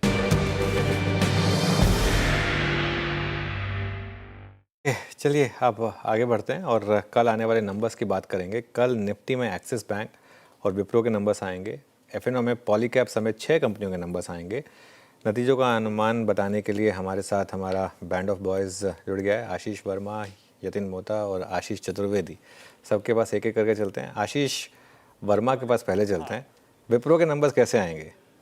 पहले तो मैं भी कंफ्यूज, अच्छा वो आपने पूरा क्लैरिफाई कर दिया किसके पास जा रहे हो आप। कल आने नतीजे, और वो जो रिलीज आई थी वो स्पेसिफाई कर रहे थे कि stock market trading hours in India, उसके बाद, और कल शाम को 7 बजे कॉन्फ्रेंस कॉल है, तो बाजार बंद होने के बाद ये नंबर्स आने हैं। और जैसा ही रिजल्ट सीजन जब शुरू हो रहा था तब अपनी चर्चा हो रही थी, जब अपन ओवरऑल रिजल्ट सीजन के लिए पिक्चर पेंट कर रहे थे तब ये बात हुई थी कि large cap tier 1 IT companies का एक कमजोर, एक सबड्यूड सा परफॉर्मेंस होगा। अभी तो टेक्स्ट बुक के लिहाज से वैसे ही प्ले आउट होता हुआ, और विप्रो के केस में कुछ बदलेगा नहीं। एक और सॉफ्ट क्वार्टर, एक और IT कंपनी से आप एक्सपेक्ट करिए। वैसे आज ही विप्रो की AGM थी जिसमें चेयरमैन ऋषद प्रेमजी साहब के का स्टेटमेंट मैंने आप लोग की स्क्रीन पर रख दिया है। वो खुद ही कह रहे हैं एनवायरनमेंट अभी भी अनसर्टेन है, अनिश्चितता से भरा हुआ है, ना तो डिटोरिएट हुआ है ना ही कोई सिग्निफिकेंट इंप्रूवमेंट देखने को मिला है, जो अपन लोग तब बात कर रहे थे जब प्रीव्यू की चर्चा हो रही थी ओवरऑल IT की। तो कुछ नहीं बदला है। जहां तक विप्रो की बात है, इन्होंने ऑलरेडी पिछले क्वार्टर में गाइड करा था इस क्वार्टर के लिए कि हम -3.5 से -1.5% कांस्टेंट करेंसी में आय में दबाव देखेंगे, और ज्यादातर ब्रोकरेज कह रही है इसी के बीच में परफॉर्मेंस होगा। 2 से 3% दबाव कांस्टेंट करेंसी में आप तिमाही दर तिमाही देखेंगे। क्यों देखेंगे?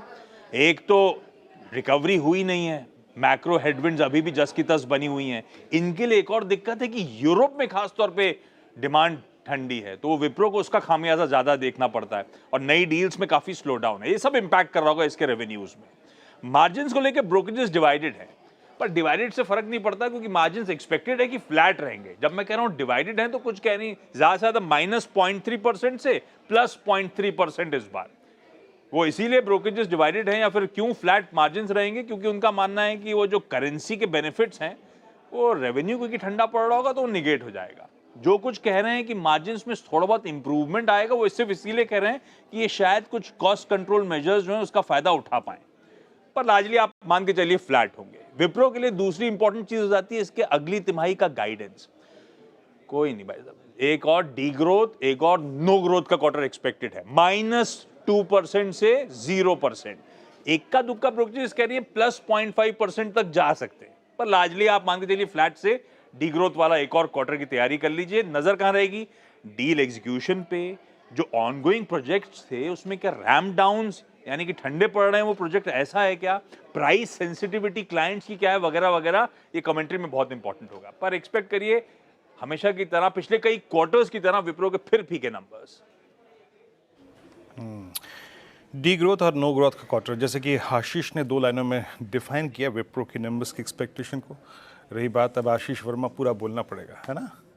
अब हमारे पे इतने आशीष है कि हम आशीष का एक लेंडिंग बिजनेस शुरू कर सकते हैं ना अनुज? आशीष चतुर्वेदी, आशीष वर्मा, आशीष बहेती, आशीष चतुर्मोता और उसके बाद आशीष कयाल। कितने आशीष है ना? पूरा आशीष की बहार है ना? बहुत ज़्यादा।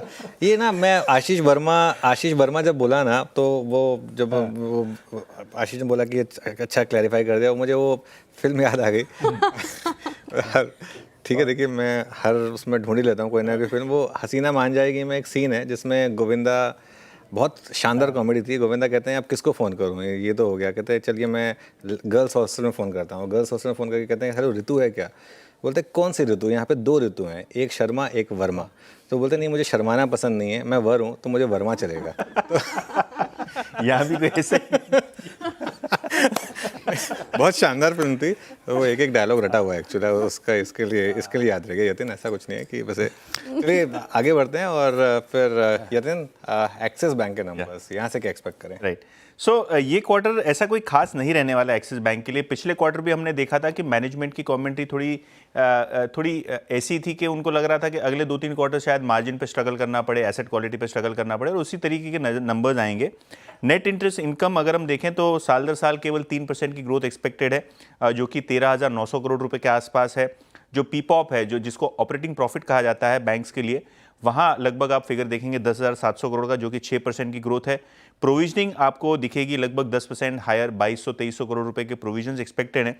और प्रॉफिट आफ्टर टैक्स, ये काफ़ी इंपॉर्टेंट फिगर रहेगा, 6,350 करोड़ रुपए के आसपास ये नंबर एक्सपेक्टेड है, जो कि 5% साल दर साल बेसिस पे ग्रोथ दर्शाएगा। हालांकि सिक्वेंशियल बेसिस पे शायद ये 11% नीचे रहेगा। क्यों रहेगा? क्योंकि शायद एसेट क्वालिटी आपको 10 बेसिस पॉइंट्स खराब होती हुई नजर पड़े, ग्रॉस एनपीएज, जिसके कारण प्रोविजन बढ़ेगी। नेट इंटरेस्ट मार्जिन्स की बात करें तो ये फिगर काफ़ी इंपॉर्टेंट रहेगा ये क्वार्टर देखने के लिए, क्योंकि 5 से 10 बेसिस पॉइंट्स का इंपैक्ट आपको सिक्वेंशियली यहाँ आता हुआ नजर पड़ेगा नेगेटिव साइड पे। हालांकि अगर हम डिपॉजिट ग्रोथ की बात करें तो 10% ग्रोथ थी साल दर साल बेसिस पे। एडवांसेस ग्रोथ जो नंबर्स आए उसमें 8% की ग्रोथ देखने को मिल रही है, और रिटर्न ऑन एसेट्स भी आपको लगभग फ्लैट दिखाई पड़ेगा। लेकिन हाँ, नेट इंटरेस्ट मार्जिन्स और एसेट क्वालिटी, ये 2 फिगर काफ़ी अहम रहेंगे एक्सिस बैंक के Q1 नंबर्स का जहाँ तक की सवाल है। ओके, एसेट क्वालिटी और नेट इंटरेस्ट मार्जिन पर नजरें बनी रहेंगी। आशीष चतुर्वेदी, आप बताइए कि पॉलीकैब के नतीजे कैसे रहेंगे? देखिए, बढ़िया नंबर्स एक्सपेक्टेड हैं। खास बात है कि इनका जो वायर्स एंड केबल्स कारोबार है, यहाँ पर 19% की ग्रोथ आपको देखने को मिल सकती है। लेकिन जो फास्ट मूविंग इलेक्ट्रिकल गुड्स यानी FMEG है, यहाँ पर भी ग्रोथ काफ़ी बढ़िया है, 15% की देखने को मिलेगी। तो इसी के चलते एक रेवेन्यू में इजाफा देखने को मिलेगा आपको 22% का, यानी 4,698 करोड़ से बढ़कर 5,719 करोड़, यह आंकड़ा आपको देखने को मिल सकता है। और खास बात यह कि क्वार्टर के दौरान जो एक्सपोर्ट की वॉल्यूम्स है, इसमें भी आपको बढ़त देखने को मिली। तो इसी के चलते जो ऑपरेटिंग परफॉर्मेंस है ये भी बढ़िया रहा है। 30% की ग्रोथ है, 583 करोड़ से बढ़कर 758 करोड़, ये आपको एबिटा का आंकड़ा देखने को मिलेगा। और मार्जिन्स में भी एक्सपांशन है, 12.4% से बढ़कर 13.2%। मुनाफे की बात करें तो यहाँ पर तकरीबन 27% की बढ़त है, 396 करोड़ से बढ़कर 503 करोड़ का आंकड़ा देखने को मिलेगा। तो नंबर्स हर लिहाज से काफ़ी अच्छे हैं। सिर्फ एक ही दिक्कत है कि piछले 1 महीने में अगर आप देखें तो स्टॉक निचले स्तरों से थोड़ा सा चल चुका है, 14% ऊपर है, पिछले 5 दिनों में लार्जली फ्लैट है, लेकिन पॉजिटिव वाइज के साथ 3% की तेजी आई है। नतीजे बढ़िया आएंगे। ओके, नंबर्स के अच्छे एक्सपेक्टेशन है और पॉलीकैब याद रखिएगा। आशीष बहुत बहुत शुक्रिया आपका। आशीष आपका भी बहुत बहुत शुक्रिया, और यतिन आपका भी बहुत बहुत शुक्रिया। Polycab heading towards all time high, याद रखिएगा इसका ऑल टाइम हाई है करीब 7714। मैंने heading towards all time high इसलिए कह रहा हूँ क्योंकि आखिरी के 10% की ट्रेजेक्ट्री को आप ऑल टाइम हाई की ट्रेजेक्ट्री बोलते हैं। और एक चीज़ है आपने देखी होगी, नोटिस की होगी, रियल स्टेट ठीक है, आई मीन स्ट्रॉन्ग था, लेकिन अब होम इम्प्रूवमेंट पे, एग्जिस्टिंग होम इम्प्रूवमेंट पे काफ़ी फोकस है लोगों का। और मैं तो ये इनफैक्ट आपको बता रहा हूँ, ट्राइड एंड टेस्टेड जो देख रहा हूँ अपने आसपास में। पॉलीकैब एट 6943 जो नंबर्स की एक्सपेक्टेशन आशीष ने रखी भी यहाँ पे, आपका व्यू क्या है इस प्राइस पर, और होम इम्प्रूवमेंट में आपकी चॉइस क्या है इस वक्त? देखिए, ऐसे होम इम्प्रूवमेंट में अगर आप देखने जाए तो बहुत सारी चीजें आ जाती हैं इसमें। Vitrified tiles, high end bathroom fittings, paint, decor वगैरह वगैरह वगैरह। या ये केबल्स एंड वायर्स की अगर आप बात कर रहे हैं वीरेंद्र, तो फिनोलेक्स केबल ये एक कंपनी है जहां पर हमारी रिसर्च टीम की तरफ से खरीदारी की राय रही है।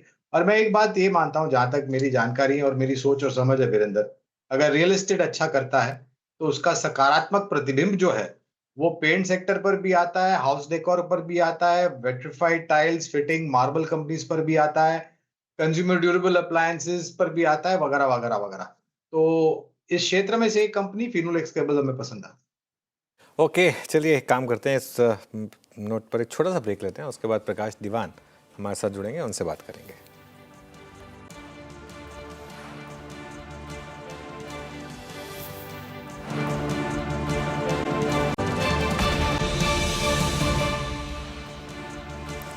चलिए अब चलते हैं प्रकाश दीवान जी के पास और समझते हैं उनसे कि वो इस समय मार्केट में क्या व्यू ले रहे हैं। Prakash ji, good afternoon.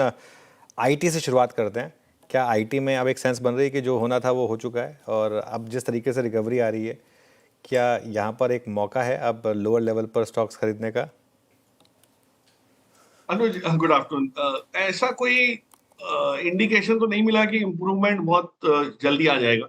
हाँ, ये मैं बात से सहमत हूँ कि जो खराब नतीजे आए दो बड़ी कंपनीज के, उसमें जो मायूसी समझ आ रही है वो एंटिसिपेटेड लाइंस पे ही थी। थोड़ी सी ज्यादा हो सकती है, 19-20 का फर्क पड़ सकता है, आपके अनुमान क्या है, बट इम्प्रूवमेंट कहाँ से आ रहा है ये अभी भी मुझे नहीं समझ आया। और मेरा मेरा थोड़ा सा व्यू लार्ज कैप आईटी की तरफ इतना पॉजिटिव नहीं है जितना मिड कैप या स्मॉल कैप आईटी की तरफ है। उसका रीजन बताता हूँ कि लार्ज कैप आईटी के लिए सबसे बड़ी प्रॉब्लम ये हो रही है कि आपके पास अच्छी खासी बेंच स्ट्रेंथ है, काम है नहीं, धीरे धीरे काम घट रहा है, आपके पास मार्जिन इंप्रूवमेंट की या प्राइसिंग पावर की कोई इस टाइप के अनुमान नहीं, अंदेशा नहीं दिख रहा है।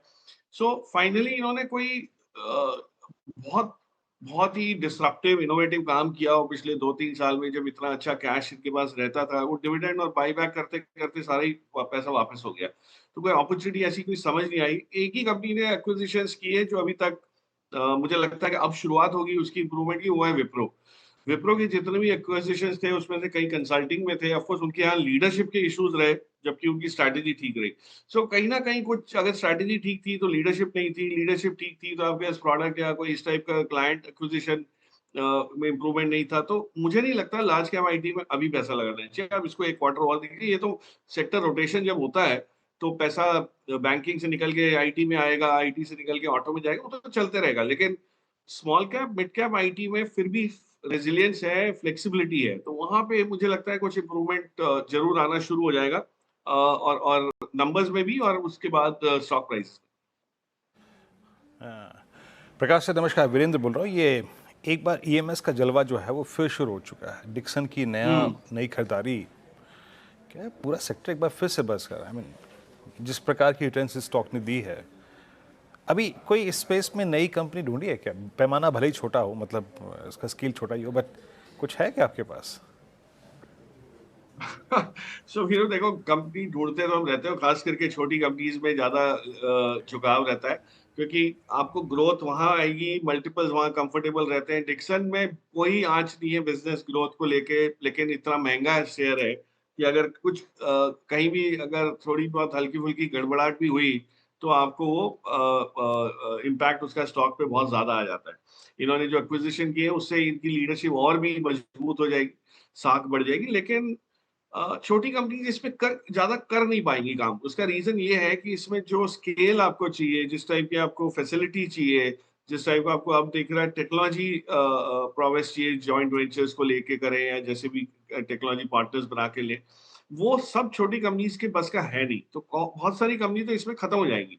इस दौर में तो the big will become bigger और the small will probably diminish या गो आउट ऑफ एग्जिस्टेंस, तो वो थोड़ा एक्सटिंक्शन वाला फेज आना शुरू हो जाएगा।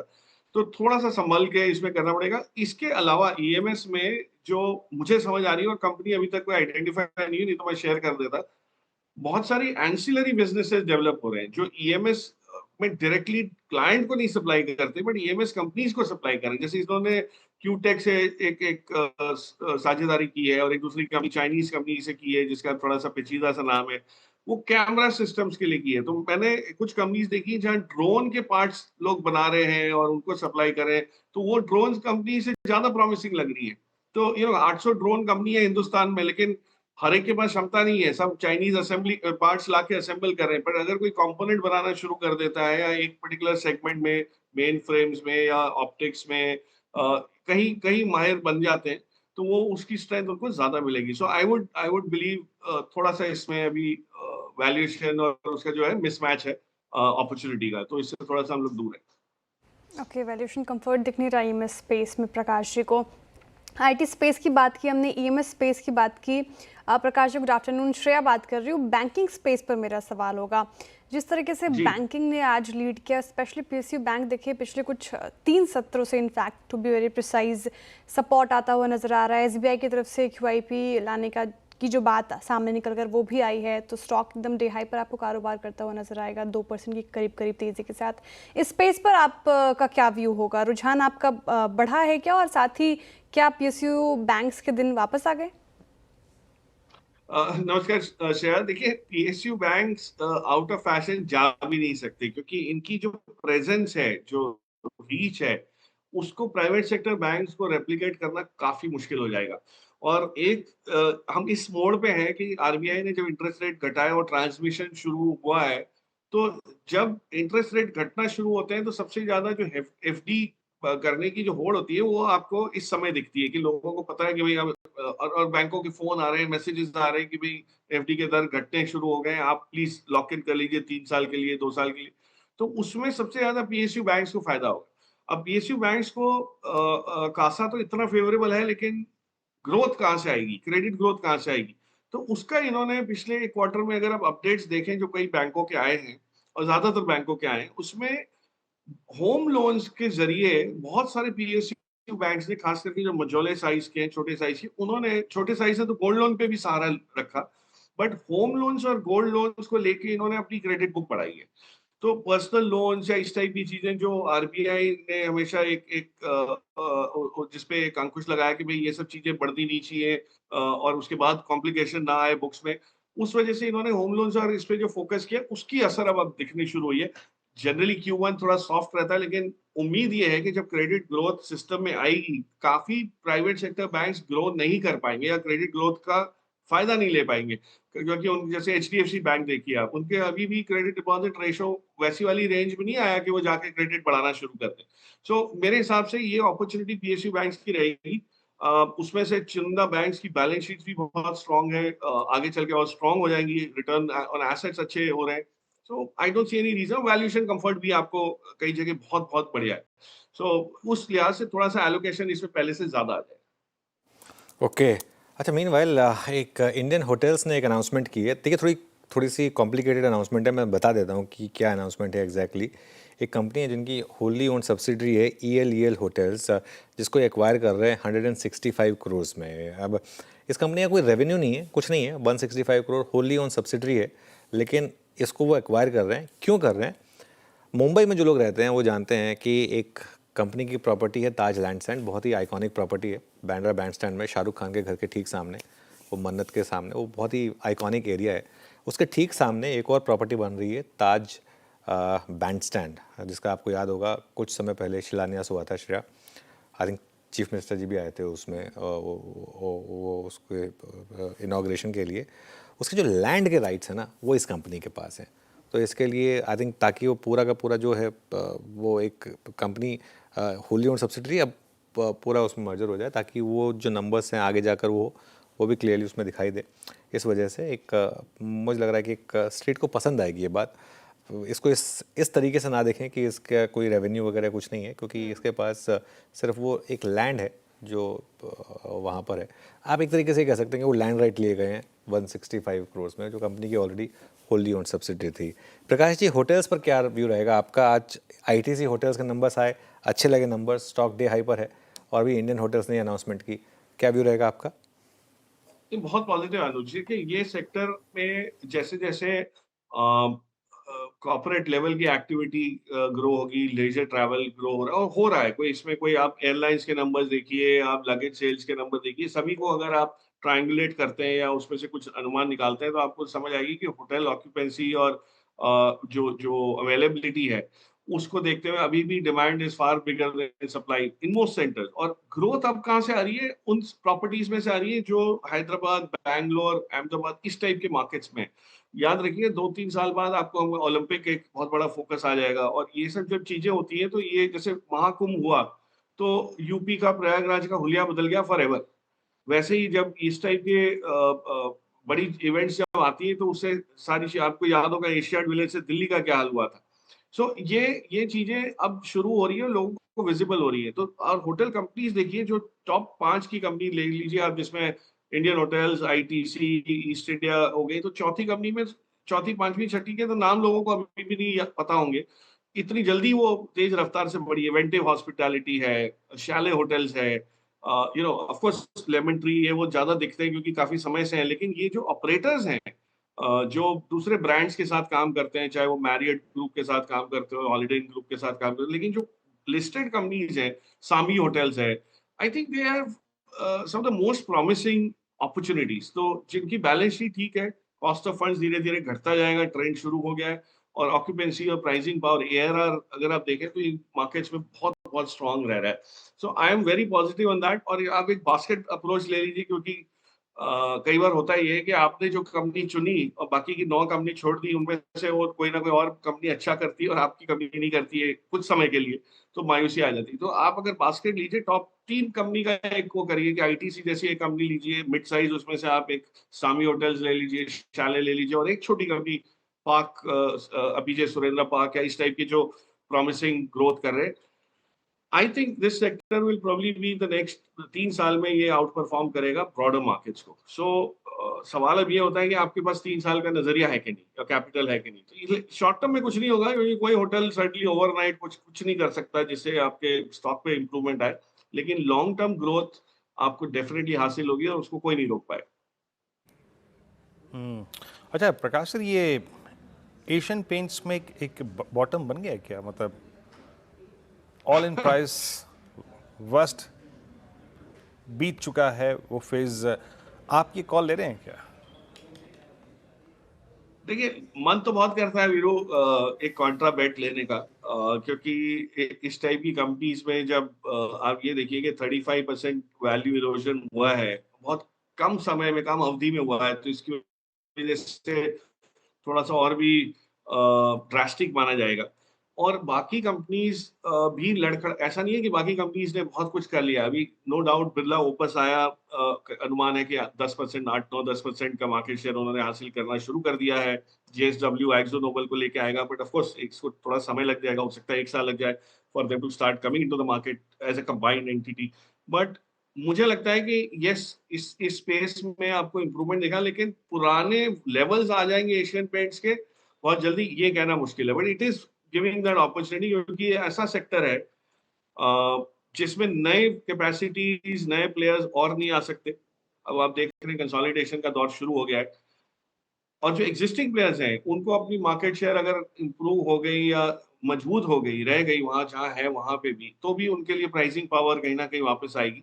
तो ये साइकिल है। अब देखिए, साइकिल की शुरुआत होगी, अपवर्ड साइकिल की शुरुआत अभी है या 3-6 महीने बाद है, लेकिन I think it's an interesting space to watch. बहुत बहुत क्लियर व्यू ऑनेस्टली मेरा अभी भी नहीं है, क्योंकि ऐसी कोई इंडिकेशन नहीं मिली कि अब ये कब शुरू हुआ, इसकी अपवर्ड साइकिल की शुरुआत कब होगी। हाँ, डाउनवर्ड मूव शायद अब शायद ना मिले आपको। तो I agree with that first part of your question कि the worst is over, but is the best to come started और is it still going to take some time? So that वो एक सवाल थोड़ा सा अभी अधूरा रह जाता है। थोड़ा है, थोड़े की ज़रूरत है, मतलब कुल मिला के ये है, ठीक है ना। वर्स्ट इज़ ओवर, लेकिन अभी प्राइस परफॉर्मेंस आएगी कि नहीं आएगी ये कहने में अभी थोड़ा शक है। प्रकाश जी बहुत बहुत शुक्रिया। आप इस कार्यक्रम में शामिल हुए और सभी चीज़ों पर प्रकाश डाला आपने, बहुत बहुत शुक्रिया। अब चलते हैं आज की रणनीति पर। अनुज, चला अच्छा बाजार, डिप ने रिवॉर्ड किया, बस रुक गया वहीं जिसे कहते हैं 20 डे, बट व्यू क्या रहेगा अनुज कल के लिए? नहीं देखिए, व्यू पॉजिटिव है। हायर हाई और हायर लो बनाया मार्केट ने, और देखिए बैंक निफ्टी क्लियरली एक स्ट्रॉन्गर पॉकेट है मार्केट की, तो इसके लिए कल के लिए यही स्ट्रैटेजी रहेगी कि लॉन्ग कैरी करें आप, खासतौर से बैंक निफ्टी में। अगर आप चाहते हैं अपने आप को थोड़ा हेज करना किसी अनफॉर्चुनेट इवेंट से, तो मंथली 25-200 की पुट को लेकर आप हेज कर सकते हैं, क्योंकि निफ्टी के मुकाबले बैंक निफ्टी ज़्यादा स्ट्रॉन्ग है, तो इस वजह से। और देखिए, जैसे मैं कह रहा हूँ, हायर हाई और हायर लो बनाया निफ्टी ने, और मार्केट में वापस बाय ऑन डिप्स का फेज शुरू हुआ है। ये अप्रोच रहेगी कल के लिए। यतन के पास चलते हैं डीलिंग रूम चेक के लिए। यतन, गुड आफ्टरनून। Good afternoon. और दो स्टॉक जो आज फोकस में हैं, सबसे पहले वरुण बेवरेजेस। कुछ टाइम पहले ही यहाँ काफ़ी सारी बल्क डील्स आपको एक्सचेंज पे होती हुई दिखाई पड़ी।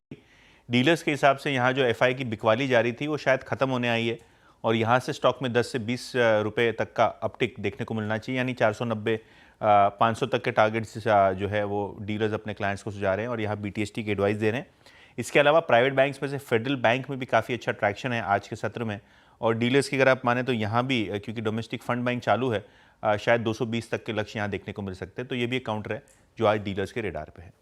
ओके, वरुण बेवरेजेस और फेडरल बैंक यहाँ पे बीटीएसटी की ट्रेड। शुक्रिया यतन जी तमाम जानकारी के लिए। चलिए अब बीटीएसटी और एसटीबीटी ट्रेड्स लेते हैं। गावस्कर, वेरी गुड इवनिंग, बताइए BTST STBT? BTST, good evening to you Shreya. Stock का नाम है टेक महिंद्रा। इसमें तेजी है, अच्छा बेस बना हुआ है, लगता है कि यहीं से एक रिवर्सल हो। ट्रेड करा है 1608 पे, स्टॉप लगाना चाहिए 1608 रुपए। फर्स्ट टारगेट 1630, फिर 1640 भी पॉसिबल है। टेक महिंद्रा। टेक महिंद्रा, गावस्कर की पिक ध्यान रखिएगा। टेक महिंद्रा के आज नंबर्स आएंगे, कल रिएक्ट करेगा नंबर्स पर। चंदन जी, आप क्या कैरी करेंगे? बिल्कुल, मैं बीटीएसटी की तरफ फोकस करूंगा, और एक काउंटर है एलटी फूड्स। काफी अच्छा वॉल्यूम यहाँ पे देखने को मिल रहा है, बट पिछले लगभग 10-12 दिनों से कंसोलिडेशन हो रहा है। आई थिंक आज यदि यहाँ पे क्लोज होता है तो ये इसका हाईएस्ट एवर क्लोजिंग होगा 500 के ऊपर। और वीकली चार्ट या डेली चार्ट की तरफ से देखें तो एक अच्छा ब्रेकआउट काउंटर में बनने के लिए तैयार है। पिछले 3 दिन से अच्छी खासी रिकवरी 480 से 500 की तरफ आके अब मोमेंटम बन रहा है, तो करंट लेवल पे खरीदारी की सलाह होगी। सपोर्ट होगा 490, अपसाइड में टारगेट बनेंगे 520 के।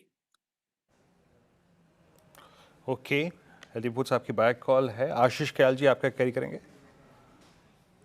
देखिए, NAM India, Nippon life India asset management company के नाम से, यहाँ पर बहुत जबरदस्त मूव मिला है हमें आज के दिन, और कल के दिन भी मिला था, तो ओवरऑल बीटीएसटी के लिए अच्छा लग रहा है। यहाँ पे लॉन्ग पोजीशंस क्रिएट की जा सकती है। स्टॉप लॉस लगाना होगा 835 का, टारगेट है 920 के।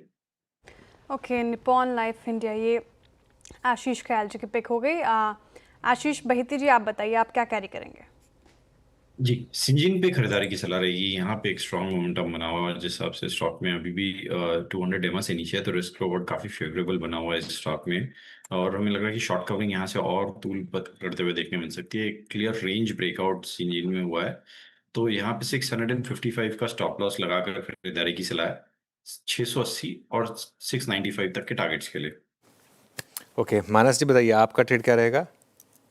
तो देखिए, मेरा ट्रेड जीएमआर एयरपोर्ट्स है, क्योंकि जीएमआर एयरपोर्ट करेक्ट हुआ था, 10 डे मूविंग एवरेज पे सपोर्ट लिया और बिल्कुल तैयार है पिछले हाई को क्रॉस करने के लिए। तो जीएमआर एयरपोर्ट के फ्यूचर में खरीदारी करेंगे। 94 रुपीज के प्राइस चल रहे हैं, 93.90 के स्टॉप लॉस से खरीदारी करेंगे, माफ करिएगा 92.90 के स्टॉप लॉस से खरीदारी करने की राय रहेगी, और 96 रुपीज तक के टारगेट पॉसिबल है।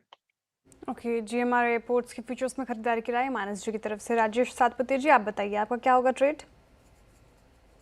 श्रेया जी, देखिए मैं महिंद्रा एंड महिंद्रा M&M को लेके जाऊंगा। मुझे लगता है एक बहुत ही क्लीन ब्रेकआउट मिल रहा है यहाँ पे। थोड़ा 3200 का एक आप कह सकते हैं कि हर्डल था, और 3200 के ऊपर ये सस्टेन कर रहा है, तो M&M बाय करके जाएंगे विद स्टॉप लॉस ऑफ 3170। मुझे लगता है इसका कल का टारगेट होना चाहिए 3280 से लेके 3300। तो मोस्ट प्रोबेबली आप कह सकते हैं कि M&M में एक फ्रेश मूव शुरू हो रहा है। M&M में एक फ्रेश मूव शुरू हो रहा है। ये इस समय ट्रेड आई थिंक पूरी हुई BTST ट्रेड्स। चलिए अब एक काम करते हैं, अब एक ऐसे स्टॉक की बात करते हैं जो इस समय सबसे ज़्यादा चर्चा में है, जबकि वो लिस्ट नहीं है। जी हाँ, हम बात करें NSE की, और अनलिस्टेड बाज़ार में NSE का शेयर काफ़ी पिछले कुछ महीनों में ऊपर आया है, और काफ़ी ज़ोरदार डिमांड भी रही है। एक्सेस सिक्योरिटीज़ की एक रिपोर्ट आई है जो इस समय मार्केट में काफ़ी वायरल हो रही है। एक बार उस रिपोर्ट की बात करते हैं क्योंकि वो रिपोर्ट कह रही है कि एनएससी की फेयर वैल्यू 4,000 रुपये हो सकती है। कंचन के पास चला जाए और समझा जाए। Kanchan, good afternoon. जी good afternoon. According to Axis Securities, इनका कहना है कि जो करंट अनलिस्टेड मार्केट में जो एनएससी का भाव है वो इस टाइम पे होवर कर रहा है करीबन 1200 से 1250 के बीच में। लेकिन अगर हम इसके फेयर वैल्यूएशन की बात करें तो इस टाइम पे इसका जो भाव होना चाहिए 4,000 के आसपास। और उसकी जो इस टाइम पे अगर हम मार्केट वैल्यू देखें, वैल्यूएशन वाइज भी देखें तो काफ़ी ज़्यादा अंडर वैल्यूड इस टाइम पे जो एनएससी है वो दिखाई दे रहा है as compared to their peers. इस टाइम पे मैं आपके सामने एक पिक्चर भी ड्रॉ करूंगी जहाँ से आपको कंपैरिजन पूरा का पूरा समझ में आएगा कि किस तरीके के वैल्यूएशंस है, किस तरीके का प्राइस स्ट्रक्चर हमें जो एनएससी का है वो देखने को मिला है। साथ में अगर हम आईपीओ की बात करें तो माना यह जा रहा है कि हमें थर्ड क्वार्टर में जो एनएससी का आईपीओ है वो बाजार में दस्तक देता हुआ दिखाई देगा। देखिए एनएससी का इस टाइम पे जो पी रेशियो है वो 45x पे ट्रेड कर रहा है। इसके कंपैरिजन में आप बॉम्बे स्टॉक एक्सचेंज देखिए, एमसीएक्स देखिए, नैस्डैक देखिए और एसएनपी ग्लोबल देखिए तो इनके जो वैल्यूएशंस है काफी ज्यादा हाई है। तो जो रफ्तार है एनएससी के वैल्यूएशन में अभी भी काफी ज्यादा बाकी है और इस टाइम पे काफी ज्यादा अंडर वैल्यूड है अपने जो बाकी के पेयर्स हैं। एक बार मैं पिक्चर लेके आती हूं कि किस तरीके का प्राइस स्ट्रक्चर रहा है जो 2020 से हम बात करें। ये एक्स बोनस के बाद है 4:1। 2020 में 200 का था, ये बढ़ते बढ़ते बढ़ते इस टाइम पे 11 जुलाई तक का अगर हम भाव देखें तो करीबन 2200 रुपए का। लेकिन ये रफ्तार यहाँ पे थमी नहीं है। इसका जो भाव है हमें 4 से 4,500 तक का आने वाले वक्त में हो सकता है कि हमें जाता हुआ दिखाई दे। अब तेजी तो है, अंडर वैल्यूड भी है, आगे की जो फोरकास्टिंग है वो भी काफी ज्यादा पॉजिटिव है। लेकिन इसके पीछे के मेजर ट्रिगर्स क्या है एक बार वो जान लेते हैं। देखिए मार्केट कैप के लिहाज से बात करी जाए तो एनएससी दुनिया का 5वां सबसे बड़ा एक्सचेंज है। साथ ही साथ इस टाइम पे इसका मार्केट कैपिटलाइजेशन देखा जाए तो वो करीबन 4 लाख करोड़ का है। इसके अलावा आईपीओ से पैसा जुटाने के मामले में दुनिया का ये 4th सबसे बड़ा एक्सचेंज है। और अगर हम रिसेंटली देखें तो दुनिया के आईपीओ से करीब करीब 8.9% जो रकम है वो एनएससी प्लेटफॉर्म पे ही जुटाई गई है। 2025 की ही अगर हम बात कर ले तो फर्स्ट हाफ में देखिए यहाँ पे आईपीओ के जरिए करीब करीब $5.51 बिलियन का जो वैल्यू है वो जुटाया गया है। तो ये कुछ मेजर ट्रिगर्स हैं जो एनएससी की जो रफ्तार है उसको और ज्यादा बढ़ा रहे हैं। लेकिन अनलिस्टेड मार्केट में एनएससी ने काफी धमाका मचाया है। चलिए शुक्रिया कंचन। चलिए आगे बढ़ते हैं और एक बार जरा आपको बैन अपडेट देते हैं। इंटरेस्टिंगली एंजल वन बैन में जाने की तैयारी कर रहा है। एंजल वन के नंबर्स हम एक्सपेक्ट कर रहे थे, अब तक आए नहीं हैं, लेकिन नंबर्स आने की तैयारी हो रही है और फ्यूचर डिस्काउंट पर हैं। बहुत इंटरेस्टिंग है, 103% पोजीशन फ्यूचर डिस्काउंट पर है एंजल वन के। उसका मतलब कोई ना कोई बहुत ज़बरदस्त तरीके से बेच रहा है एंजल वन को। एक बार दिखाएंगे जरा एंजल वन का फ्यूचर्स का प्लेट मुझे, और उसका एक बार ज़रा ओपन इंटरेस्ट बिल्डअप देख लूँ एक बार किस तरीके का है। फायर करिए एक बार ज़रा। ये देखिए ये ओपन इंटरेस्ट करीब करीब 18% का है और डिस्काउंट देखिए आपको ऊपर दिखाई देगा 6 रुपये का करीब का डिस्काउंट है। ज़्यादा नहीं लेकिन है 6-7 रुपये का डिस्काउंट। वीरू के पास चलते हैं आज की मार्केट ब्रेथ के लिए। वीरू बताइए कैसी रही आज की मार्केट ब्रेथ? अच्छी थी अनुज मार्केट ब्रेथ, और आज भी जो शॉर्ट कवरिंग का केस था वो काफ़ी बड़ा था। Second consecutive session swing towards 2520। आप देखिए शॉर्ट कवरिंग 24 स्टॉक्स में रही। हालांकि शॉर्ट का दायरा बड़ा था। मेरे ख्याल से आज एक दो ऐसी पॉकेट्स भी थी जो सिंक हो रही थी। फॉर इंस्टेंस अगर आप देखिए मेटल्स बहुत सारी पॉकेट में जो था वो सिंक हो रहा था, शॉर्ट था वहाँ पे। 78 लॉन्ग्स। आइए देखते हैं कहाँ पर था ये लॉन्ग्स। बहुत सारे बैंक्स, बहुत सारे एफएमसीजी और बहुत सारे एनबीएफसी विजिबल थी। पतंजलि फूड्स ने आज गेंस को लीड किया, देन एचपीसीएल। पावर स्पेस में बहुत स्ट्रॉन्ग स्विंग था। Tata power, PNB, PSU banks में और पीजी इलेक्ट्रोप्लास्ट, इसने तो खैर 3 दिन से कमाल ही किया हुआ है। और बाकी आरबीएल बैंक में एक शॉर्ट कवरिंग का केस था, ऑलमोस्ट स्टॉक 5 साल के सर्वोच्च स्तरों के आसपास। एचएफसीज में LIC housing finance, PNB housing finance दोनों अच्छा कर रहे थे। आइडिया में एक स्ट्रॉन्ग मूव था, bank of Baroda, bank of Indian, PSU banking basket आज एसबीआई की लीडरशिप में बहुत स्ट्रांगली, अगर आप देखें आज एक मूव देखी गई। Page industries, Amber, ICICI Pru, PV Infratech, Shriram finance आज बैकफुट पे थे। एम्बर बहुत दिनों के बाद आज लिक्विडेशन मोड में था, शॉर्ट बिल्डअप हुआ यहाँ पर। और अगली स्लाइड आएगी लॉन्ग अनवाइंडिंग, जहाँ पे प्रॉफिट्स कैश में कन्वर्ट हुए। इस क्रम में जिंदल स्टेनलेस और बालकृष्ण इंडस्ट्रीज, ब्लू स्टार में प्रॉफिट टेकिंग थी आज। टाटा एलेक्सी और सन फार्मा, ये कुछ स्टॉक्स थे जो आज बैकफुट पे थे। अनुज वीरू शुक्रिया। तो बिल्कुल ये कुछ स्टॉक्स जो आज थोड़े से बैकफुट पर थे, लेकिन मार्केट ठीक है। एक 20 डे एक्सपोनेंशियल मूविंग एवरेज आज का जो हाई है एग्जैक्टली डॉट वहीं पर और रेजिस्टेंस भी था, आज सुबह हम बात भी कर रहे थे, शायद कल क्रॉस करें उसको, लेकिन हायर हाई बनाया हमने, ध्यान रखिएगा आज हायर हाई और हायर लो बना। तो 2 दिन रनिंग अब वो आपको टेबल दिखाई देगी।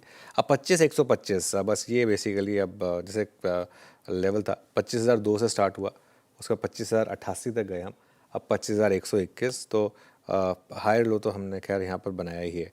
महिंद्रा एंड महिंद्रा देखिए, सुबह वीरू और मैं बात कर रहे थे इस स्टॉक पर, और वीरू आई थिंक यही बात हो रही थी कि ये स्टॉक बहुत स्ट्रांग है और जनरली डिप्स पे भरोसा होता नहीं है मुझे, यहाँ पर कभी भी घूम जाता है ये स्टॉक। ये देखिए कहाँ सुबह इंडेक्स का सबसे वीक स्टॉक था और एंड होते होते सबसे स्ट्रांग स्टॉक बन के जा रहा है। मारुति में भी बाइंग आ रही है काफ़ी हद तक। तो ऑटो, इनफैक्ट पूरा का पूरा ऑटो इंडेक्स देखते हैं एक बार, निफ्टी ऑटो रखिएगा स्क्रीन पर। एंड में क्या रिवर्सल आया निफ्टी ऑटो में, ये देखिए वीरू क्या शानदार रिकवरी आई। बिल्कुल अनुज, मैं वही देख रहा था 2 बजे जब सीट पे बैठा, सुबह ही हम बात कर रहे थे सिंक हो रहा है, लेकिन हमने अपने मतलब वो जो है तयशुदा इसका बिहेवियर है उसके मुताबिक स्ट्रेंथ दिखाई। 12 क्लोज और कुछ काउंटर्स जो कि बहुत अच्छे क्लोज की तरफ बढ़ रहे हैं, उसमें मेरे को दिखाई दे रहा है, एक बार प्लीज़ लिखे आइए एवेन्यू सुपरमार्ट। आज इसमें एक पुल बैक का दिन था, तो पुल बैक आज सक्सीड हुआ, पोस्ट अर्निंग सिंक हुआ था, लेकिन आज ये सक्सीड हुआ। और अगर आप देखें जहाँ पे अच्छे मूव हैं उसमें ICICI बैंक, ये भी टुवर्ड्स मतलब क्लोज डे हाई के आसपास ही ट्रेड कर रहा है। मेरे स्क्रीन पे जो देखिए क्या रिकवरी थी 419 के अगेंस्ट 426 पे। और 1-2 स्टॉक्स और अब मार्क कर देता हूँ जहाँ पे अच्छी तेज़ी है। ग्रैनुअल्स फार्मा स्पेस में 1.5% ऊपर, अबव 50 डे एक्सपोनेंशियल एवरेज। और मैं अगर एक्सचेंजेस की बात करूँ तो आज MCX ने लीड लिया, जो मैंने प्रश्न चंदन से किया भी था। MCX आज करीब 8380 पे अपने 2 क्रिटिकल एवरेजेस को रीगेन करके बंद होता हुआ। और ये पूरी की पूरी जो पावर थीम है along with the PFC and REC, मतलब पावर फाइनेंस कंपनियों के साथ साथ, उन्होंने आज अच्छा मूव दिया। आप टाटा पावर को देखिए, आप NTPC को देखिए, आप SJVN को देखिए, आप NHPC को देखिए, ये पूरी की ये तो खैर डेलो से रिकवर हुआ, but look at Tata power 414 clear cut breakout case. और एक बार लिखे आइए आप टुवर्ड्स क्लोज दिवीज लैब, सुबह सुबह ये सचिन जी का ट्रेड था। दिवीज लैब 6832 पे सबसे स्ट्रॉन्गेस्ट स्ट्रक्चर फार्मा में 3 दिन पहले इसने अपना 50 डे मालो लगाया और आज अपना लॉस्ट ग्राउंड रिगेन करके, यानी जो मजबूती थी वो दोबारा हासिल की और 10 डेमा के ऊपर क्लोज होने की तैयारी करता हूँ। चलते हैं अब इस क्लोजिंग को देखने के लिए अनुज के पास। अनुज, ओवर टू यू। बिल्कुल वीरू, मैं क्लोज पर जाऊँ उससे पहले एक आखिरी चार्ट चेक मैं लेना चाह रहा था। एक बार आप जरा इन्फोसिस का 5 मिनट का चार्ट रखिए और देखिए किस तरीके के मूव्स इन्फोसिस में आ रहे हैं। 1610 एक अगर कैंडल देखेंगे, लास्ट की कैंडल काफ़ी बड़ी बनी, 1602 से 1610 तक गई यहाँ पर। ये चंदन, इन्फोसिस पर कोई व्यू आपका? बिल्कुल, देखिए इन्फोसिस काफी दिनों के बाद में बॉटम आउट अप्रोच देखने को मिल रहा है। निफ्टी IT पिछले काफी दिनों से थोड़ा सा एक डल मुंह दिखा रहा था, बट इन्फोसिस कहीं ना कहीं 1550 1560 का बेस बनाया है। डेटा सेटअप के हिसाब से देखें तो काफी दिनों के बाद में यहाँ पे थोड़ी सी अनवाइंडिंग देखने को मिली है, तो लग रहा है कि IT वापस संभलता हुआ नजर आएगा। और आज के दिन के ओपन इंटरेस्ट में लगभग 7% का इजाफा है, जो भी इंडिकेट कर रहा है कि थोड़े स्विंग बनेंगे। हालांकि फिर भी रेंज बाउंड है, बट कहीं ना कहीं ऊपर की तरफ स्विंग बनने चाहिए। मेरा ऐसा मानना है कि लगभग 1575 के सपोर्ट से इन्फोसिस ऊपर में 1645 1650 तक के स्विंग दिखा सकता है। बिल्कुल 1645 तक के स्विंग्स। आज मार्केट का पंचनामा नहीं होगा, हम थोड़ा सा कुछ टेक्निकल कारण है उसकी वजह से, लेकिन वॉल पर चलते हैं और आज की क्लोज को समझते हैं। निफ्टी एकदम फ्लैट बंद हो रहा है 25,200 पर, लेकिन निफ्टी बैंक और निफ्टी IT दोनों में ठीक ठाक मूव्स थे। निफ्टी बैंक 90 पॉइंट ऊपर था, निफ्टी IT में शानदार मूव्स थे, इनफैक्ट 200 पॉइंट ज़्यादा ऊपर था ये इंडेक्स। निफ्टी मिड कैप हल्का सा गिरा, लेकिन स्मॉल कैप फ्लैट ही थे बेसिकली। एडवांस डिक्लाइन भी आपकी स्क्रीन पर आएगा, पॉजिटिव ही था। 1500 बढ़ने वाले शेयर, करीब 1170 गिरने वाले शेयर आपको दिखाई देंगे। सेक्टोरल हीट मैप देखते हैं एक बार ज़रा मार्केट का, उसके बाद आगे बढ़ेंगे। सबसे ज़्यादा चले PSU बैंक्स, 2.25% की रैली थी यहाँ पर, मैसिव मूव था PSU बैंकों में। ऑटो चला, IT चला, FMCG चला, रियल्टी चला, ऑयल एंड गैस चला और कैपिटल मार्केट ये भी चला। नीचे क्या थे? डिफेंस हल्का सा नीचे था, कैपिटल गुड्स में हल्की सी गिरावट थी, फाइनेंशियल्स, फार्मा और मेटल्स, ये कुछ इंडेक्स थे जहाँ पर आज आपको गिरावट देखने को मिली। निफ्टी का हीट मैप देखते हैं अब जरा और देखते हैं यहाँ पर क्या मूव रहे। सबसे ऊपर महिंद्रा एंड महिंद्रा, सुबह वीक था लेकिन टुवर्ड्स द एंड शानदार स्ट्रेंथ, 2.25% ऊपर। टेक महिंद्रा 2%, विप्रो यहाँ पर भी अच्छी रैली, इन्फोसिस में अच्छी रैली, तो IT में टर्न अराउंड आया। SBI अच्छा चला, Nestle, Adani ports, Larsen and Toubro, ITC, ये कुछ स्टॉक्स थे जहाँ पर अच्छे मूव्स आए। नीचे क्या था, श्रीराम फाइनेंस करीब 2.5%, इटर्नल में गिरावट थी 0.25% की, Sun Pharma, Cipla, Tata steel, Tata motors, BEL, HUL, Hero MotoCorp, Grasim, Bajaj finance, JSW steel, TCS, ये कुछ और स्टॉक्स थे जहाँ पर आज आपको बेसिकली गिरावट देखने को मिली। लेकिन कुल मिलाकर कहना होगा कि ठीक ठाक दिन था मार्केट के लिए। हाँ, क्लोज थोड़ी और बेटर हो सकती थी, आप इस बात को लेकर आर्ग्यू कर सकते हैं, लेकिन देखिए 20 डेमा है, इतनी आसानी से नहीं निकलेगा, जैसे इतनी आसानी से टूटता नहीं है। अपसाइड में भी थोड़ी रेजिस्टेंस, थोड़ा सा प्रेशर शायद आएगा वहाँ से, लेकिन फिर भी एक चीज़ क्लियर हुई है पिछले 2-3 दिनों से, अब मार्केट शायद गिरने को तैयार नहीं है और लोअर लेवल पर रिकवरी आ रही है। वीरू जी हाँ, लोअर लेवल्स पर रिकवरी आ रही है, 20 डे एक हॉल्ट है और शायद अब बाय ऑन डिप्स की रणनीति बाजार में पूरी तरीके से कारगर काम।